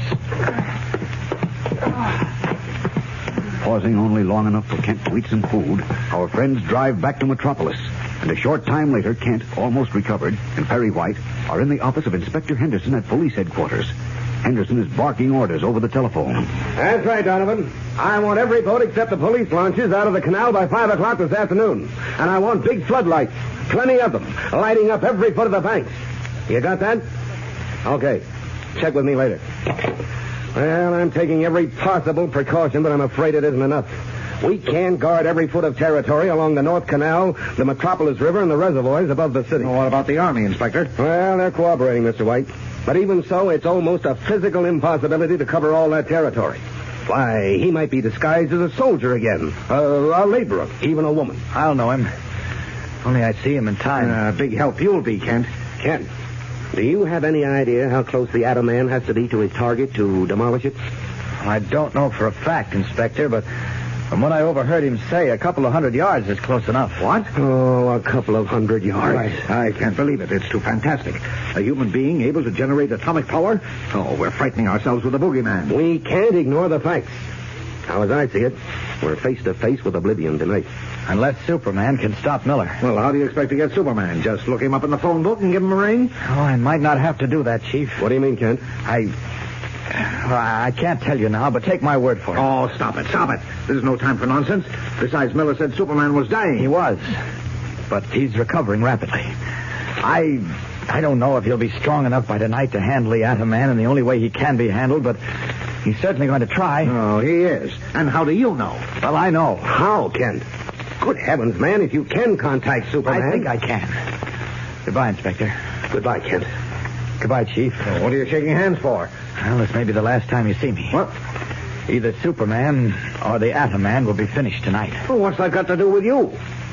You'd be surprised. Come on. Gravely, Clark Kent leaves Inspector Henderson and Perry White to begin a desperate search for the Atom Man and pit himself once more against the human monster in a final desperate bid for victory. We'll return in a moment for the exciting climax of today's episode. But first, here again is your announcer. You know, gang, I'm sure you've had lots of prizes, but I'll bet none of them ever gave you as much fun as these swell new comic buttons you're all collecting from packages of Kellogg's Pep. First off, it's mighty exciting to see which button is inside every time Mom opens a new package of Pep. If it's one you don't have yet, maybe Herbie or Winnie Winkle or Superman himself, well, that's a real thrill. And if it's a duplicate, then it's even more fun to trade with your pals. These characters are straight from the funny papers, you know, and they're done up in full comic strip colors. So you'll want to collect all 18 different buttons. Just ask Mom to get you some of that super delicious whole wheat flake cereal, Kellogg's Pep. You don't send in any money, not even a box top. You just look inside the Pep package, and there you are, a brilliant new comic button, or a military insignia or warplane button. It's your prize from P.E.P. Pep, made by Kellogg's of Battle Creek. Now back to the adventures of Superman. Twilight is falling over Metropolis. Along the North Canal, which links the Metropolis River with the bay, and along the 21 miles of river itself, police and army personnel are on guard. Giant searchlights sweep the water and its banks, from which mystified civilians have been barred. High in the darkening sky, unseen to all below, Superman hovers, his keen eyes searching. Meanwhile, on one of the many highways climbing the hills to the north of the city, Henry Miller, the Atom Man, wearing cheap clothes, a checked cap and dark glasses, rides in the front seat of a small delivery truck beside the driver. Oh, you just got out of the Navy, huh? That's right. And am I glad to be home? Sure, I know how you feel. I was in the Army for 3 years myself. Hey, wonder what's going on in Metropolis tonight. Look at all those searchlights down there. I guess they're looking for me. For you? Sure. Give me a welcome home party. Say, that's pretty good. How far did you say you were going? I'll be getting off pretty soon now. Say, that's a big reservoir up in the hills there, isn't it? Biggest in the state. Holds about 100 million gallons. What would happen if all that water spilled down the hill into Metropolis? There just wouldn't be any Metropolis left, buddy. But don't worry, it can't happen. Why not? On account of the big concrete dam holding it in, that's why. But suppose the dam was exploded. Are you kidding? That dam's guarded all the time. Besides, who'd want to explode it? War's over. That's what you think. What do you mean, I think? I know. Okay, have it your way. You can drop me anywhere along here. Right. Thanks for the ride. So long. So long. Don't go blowing up that reservoir dam now.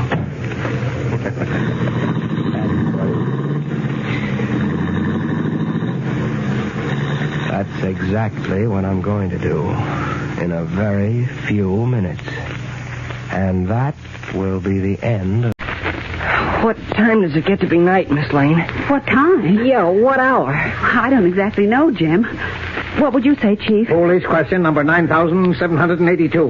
When it gets dark, of course. Why? Oh, the Atom Man said when it's night. He said. He's going to drown all of us like rats. And it's dark out now, Oh, so... Jim, stop it. But he said he... Will you quit that he said business? For the last 24 hours, all I've heard is he said. But We know what he said, so stop repeating it. And anyway, I don't believe it. You don't? No. The police and the army are guarding every foot of the canal and the river. And the reservoirs, too. Even if Miller has some kind of atomic power, he won't be able to get close enough to use it. He'll be shot. But what if he's disguised? Nobody will know him. Everyone has been barred from the vicinity of the canal and the river. They've been told on the radio and in the papers that anyone disobeying the order will be shot on sight. So if Miller shows his Nazi face, he'll be taken care of in a hurry. But he doesn't have to get close. Mr. Kent says he can shoot his atomic power from a couple of 100 yards away. Good heavens. Now, it's Mr. Kent says. Confounded Olsen, if we live through this night, I'm going to have Poco fried you in oil and serve you up for breakfast as a pancake. I mean a pancake. Jim would be an awfully stringy pancake. We won't be having any breakfast tomorrow. Well, why won't we? Because we'll all be... We won't be anything of the kind. And if you think so, you freckle-faced crepe hanger, what are you hanging around here for? Why don't you get on the train and go where you'll be safe? Well, nothing doing. You and Miss Lane are staying here, and everyone else, well, so am I. I'm not running away from any dirty Nazi. That's the way to talk, Jim. Oh, of course, Jimmy boy. That's the way we all feel. We've been together a long time, and if this is the end, though mind you, I don't believe it, we'll see it through together. Of course we will, Chief. You bet. The four of us. Where's Kent? Oh, I don't know. I haven't seen him all afternoon. Oh, he's probably hiding under his bed. Now, that's not true, Miss Lane. Mr. Kent's as brave as you are. Why, I'll bet he's out looking for the Atom Man right now. Or on a plane headed for California. He is not. Didn't he find out about the Atom Man in the first place and risk his life going to Sidney's house? And besides... Stop it, I both was of you. only kidding, Jim. We're all nervous, and if we can get off our minds on what may happen... Listen, what's that? It's the insurance tower chimes. It's 9 o'clock. Oh, golly. Maybe at any minute. Jim... Now relax, both of you. We never showed the white feather to the Nazis before, and we're not going to do it now. Their nerves on edge, Perry White, Jimmy Olsen, and Lois Lane wait for disaster. Every moment drags like an hour, and the smallest sound rings like the crack of doom. Meanwhile, high above the tent city, Superman streaks through the dark sky, his keen eyes searching the river below for the Atom Man. No sign of Miller yet. Oh, if only I knew where he planned to strike. And I'd better have another look along the canal. Away! No, he's not here. Oh, where is he? Threatened to drown the city. So he must plan to blast the riverbanks or destroy the canal and let the sea pour in, or explode the reservoir system. But I haven't been able to spot him anywhere. Well, back along the river again. I must find him. No, there's still no sign. Wait. On that roof down there. A man! No! No, it's not Miller. Hook! Hook!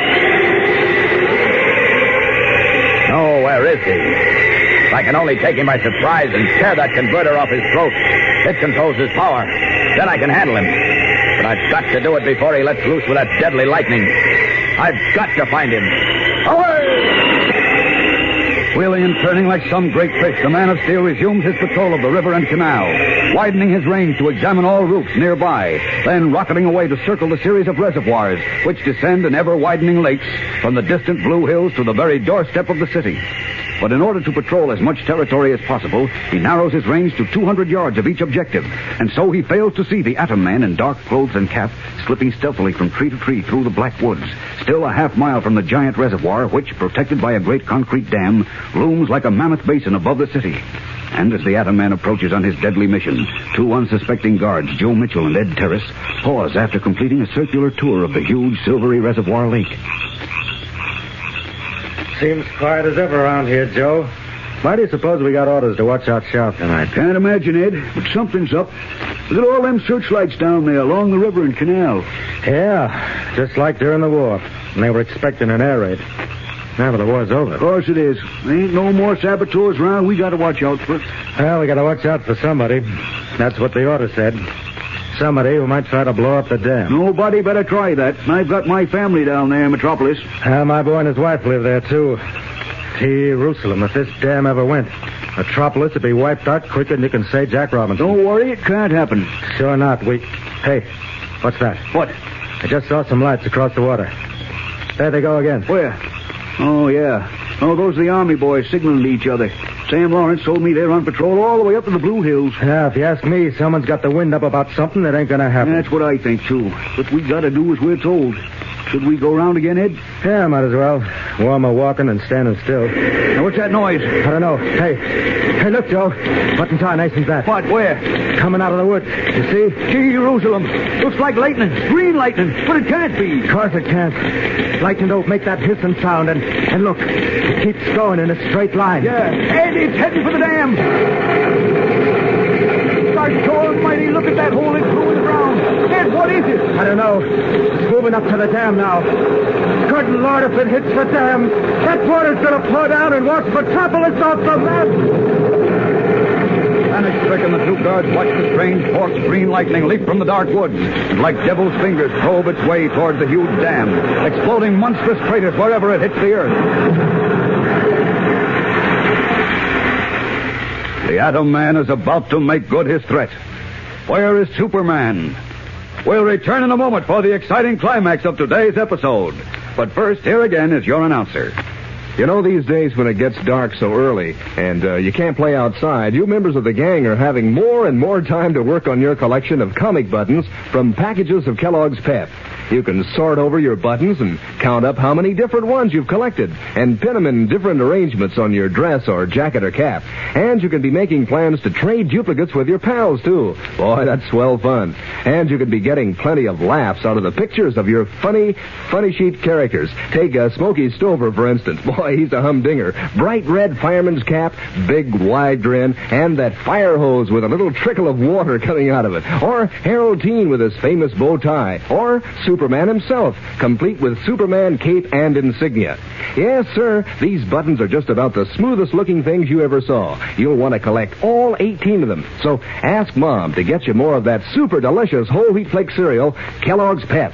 That's the only way you can get these slick new buttons.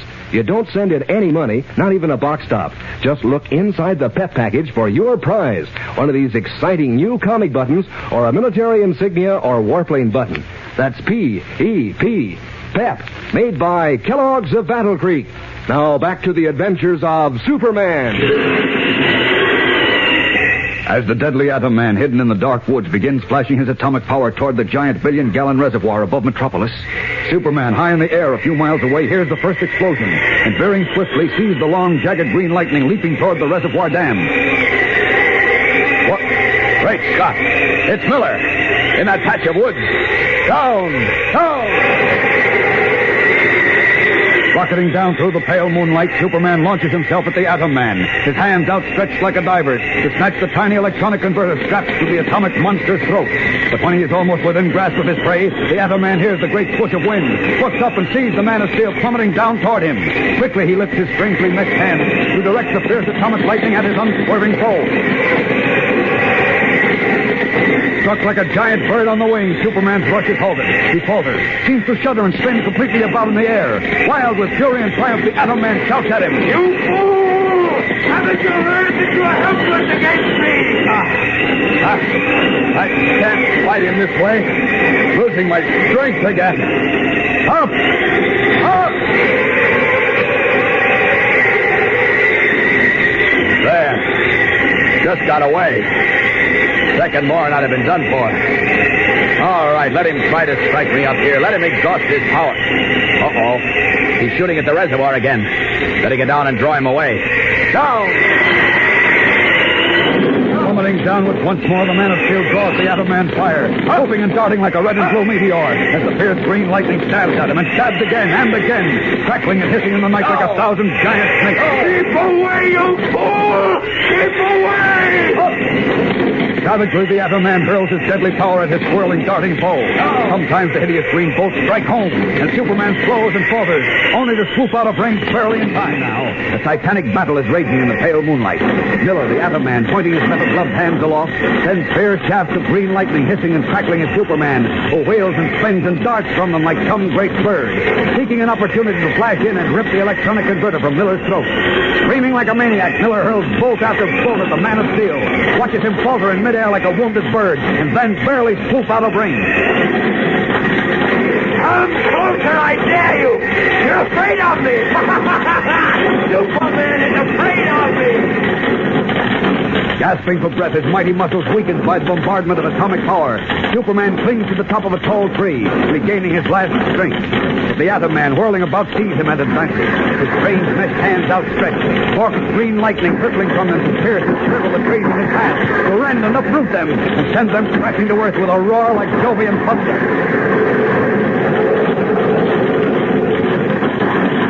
Now for you, Superman! Eyes gleaming like a madman's, the Nazi monster points his hands at the tree to which Superman clings, laughing triumphantly as the green atomic lightning strikes the trunk, coils around it like fierce twining snakes, uproots and hurls it, blackened and scorched through the earth. And as Superman falls to the ground in the crashing branches, the Atom Man rushes toward him. Now I've got you! It's time you're through! Oh! Keep away! Its atomic power raking and exploding the earth and branches about his fallen foe, the Atom Man races forward. But suddenly there is a violent burst of wind, a blur of red and blue, and Superman bounds high from the ground, flashing up into the heavens like a comet. Enraged, the Atom Man points his hands aloft and hurls deadly green lightning after him. One bolt, then another strikes the man of steel, and his swift descent is halted. He struggles in midair, stretches his powerful arms and legs like a desperate swimmer, and then as the third bolt strikes him, he shudders and begins to fall. Faster and faster he falls, the pale moon lighting his billowing red cape and shimmering on the silvery waters of the vast reservoir below. There is a mighty splash. Superman disappears beneath the surface of the lake. For a long minute, 2 minutes, there is nothing to be seen but an ever-widening circle of ripples on the smooth bosom of the water. And at the edge of the blackened, ravaged woods, the atom man who has turned the switch on the converter at his throat and stilled his deadly power laughs long and loud. I said I'd finish you, and I did. You're dead now, drowned. And when I explode the dam and send 1 billion gallons of water pouring down on Metropolis, your useless body will be carried with it. Once again, the atom man touches the switch on the converter strapped to his throat, flashing the electronic impulses to the deadly kryptonite atoms in his blood and surging toward his gloved hands, from which they emerge in the jagged green sparks of atomic energy. And now, triumphantly, he lifts his hands again, points them at the high concrete dam protecting the great reservoir. The green lightning leaps ever lengthening, and is almost at the dam when Superman flashes upwards from the deep waters of the reservoir, his costume and cape dripping, and rockets like a bullet at the atom man. Oh, you don't, Miller. You again. What does it take to kill you? More than you've got, my friend. You're crazy, you fool. I'll finish you now. Now. It's you who'll be finished tonight, Miller. See? Stop this if you can. Once more, the strange and terrible battle rages. Mouthing wild curses, the atom man hurls his green power again and again at his flying foe, who darts and twists from it, circles and turns in the air like a giant falcon. You'll exhaust your power, Miller. What'll you do then? It won't be exhausted before I finish you. And Metropolis, too. There. Now, I've got you. No. There. No! Suddenly caught by a dozen bolts of atomic lightning, Superman cries out, stricken, tries to zoom away, falters, and thuds to earth 20 yards from where Miller stands. He lies there, groaning, trying desperately to rise as the atom man rushes toward him, his wild, gloating laugh ringing through the woods. Stay your friend, Superman. This is the end. I can't. As the atom man is almost upon him, Superman makes one final frenzied effort, rolls and clutches at a fallen tree, manages to throw it into the path of his murderous foe. And as the atom man lies stunned for a brief moment, the ghastly lightning pouring from his fingers and shattering the earth around him, Superman rises to his feet, his eyes bulging and red-rimmed, his costume stained and torn. Now's my chance. Now! Like a staggering giant, Superman reaches the atom man and swoops him into his arms. Up! Up! And away! High into the pale moonlight leaps the man of steel, the fiercely struggling atom man in his arms. 5,000 feet, 10,000 feet. I'll kill you! I'll kill you! I want that converter on your throat. No! No! I'll get it if I have to. Take your hands off my shoulders. I'll kill you! I'll kill you! Take your hands off my chest. The atomic power. It's weakening me. I warned you, you fool. I said I'd finish you. Now I will.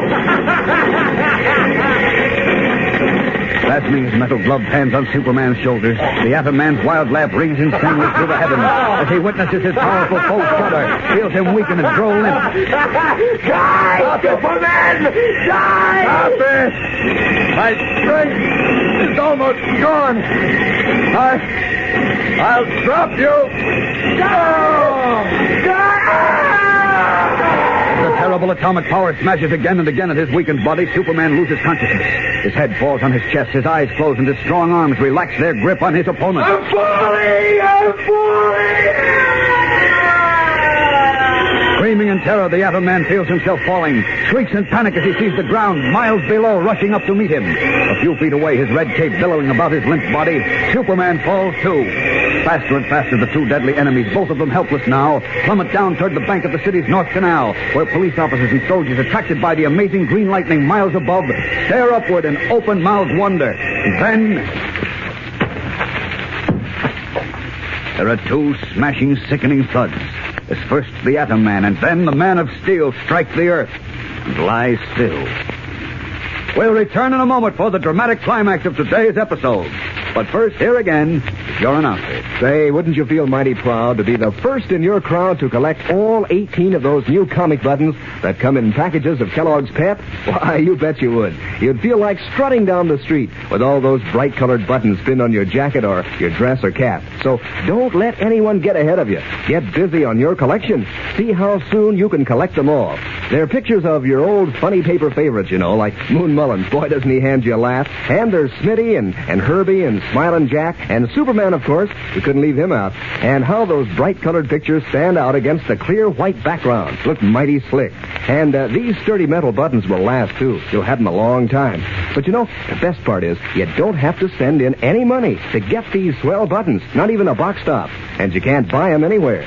They come only as exclusive prizes in packages of Kellogg's Pep. So ask Mom to get you some of that super delicious whole wheat flake cereal tomorrow. Then see which prize you find inside. One of these exciting new comic buttons or a military insignia or warplane button. Remember, that's P-E-P, Pep, made by Kellogg's of Battle Creek. Now back to the adventures of Superman. Carrying the Atom Man high into the heavens, Superman lost consciousness when his deadly enemy tried to finish him with his atomic power, and both of them fell miles to Earth, where they landed on the bank of the North Canal in Metropolis. Now, a few minutes later, Superman opens his eyes to see the anxious faces of Police Inspector Henderson and General Niles of the Army looking down at him. Oh. Hello. Hello, Inspector. Are you all right, Superman? Yes, I think so. No. Don't try to get up yet. Oh, I'm all right. Miller. The Atom Man.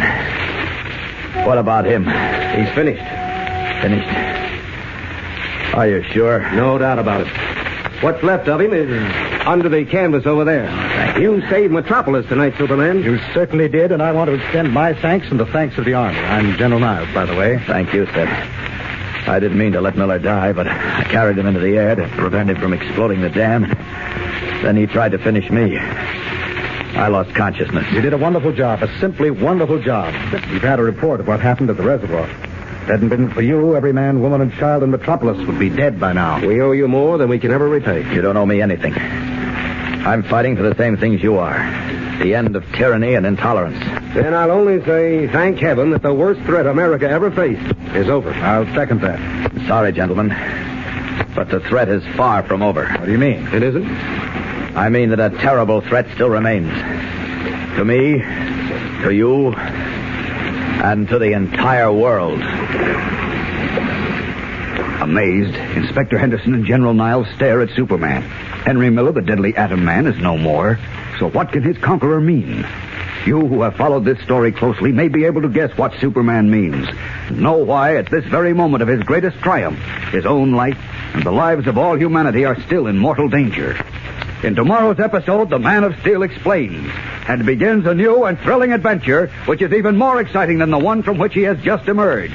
So don't fail to be with us tomorrow. Same time, same station, for the beginning of one of the most exciting stories in all the adventures of Superman. Faster than a speeding bullet. More powerful than a locomotive. Able to leap tall buildings at a single bound. Look, up in the sky. It's a bird. It's a plane. It's Superman.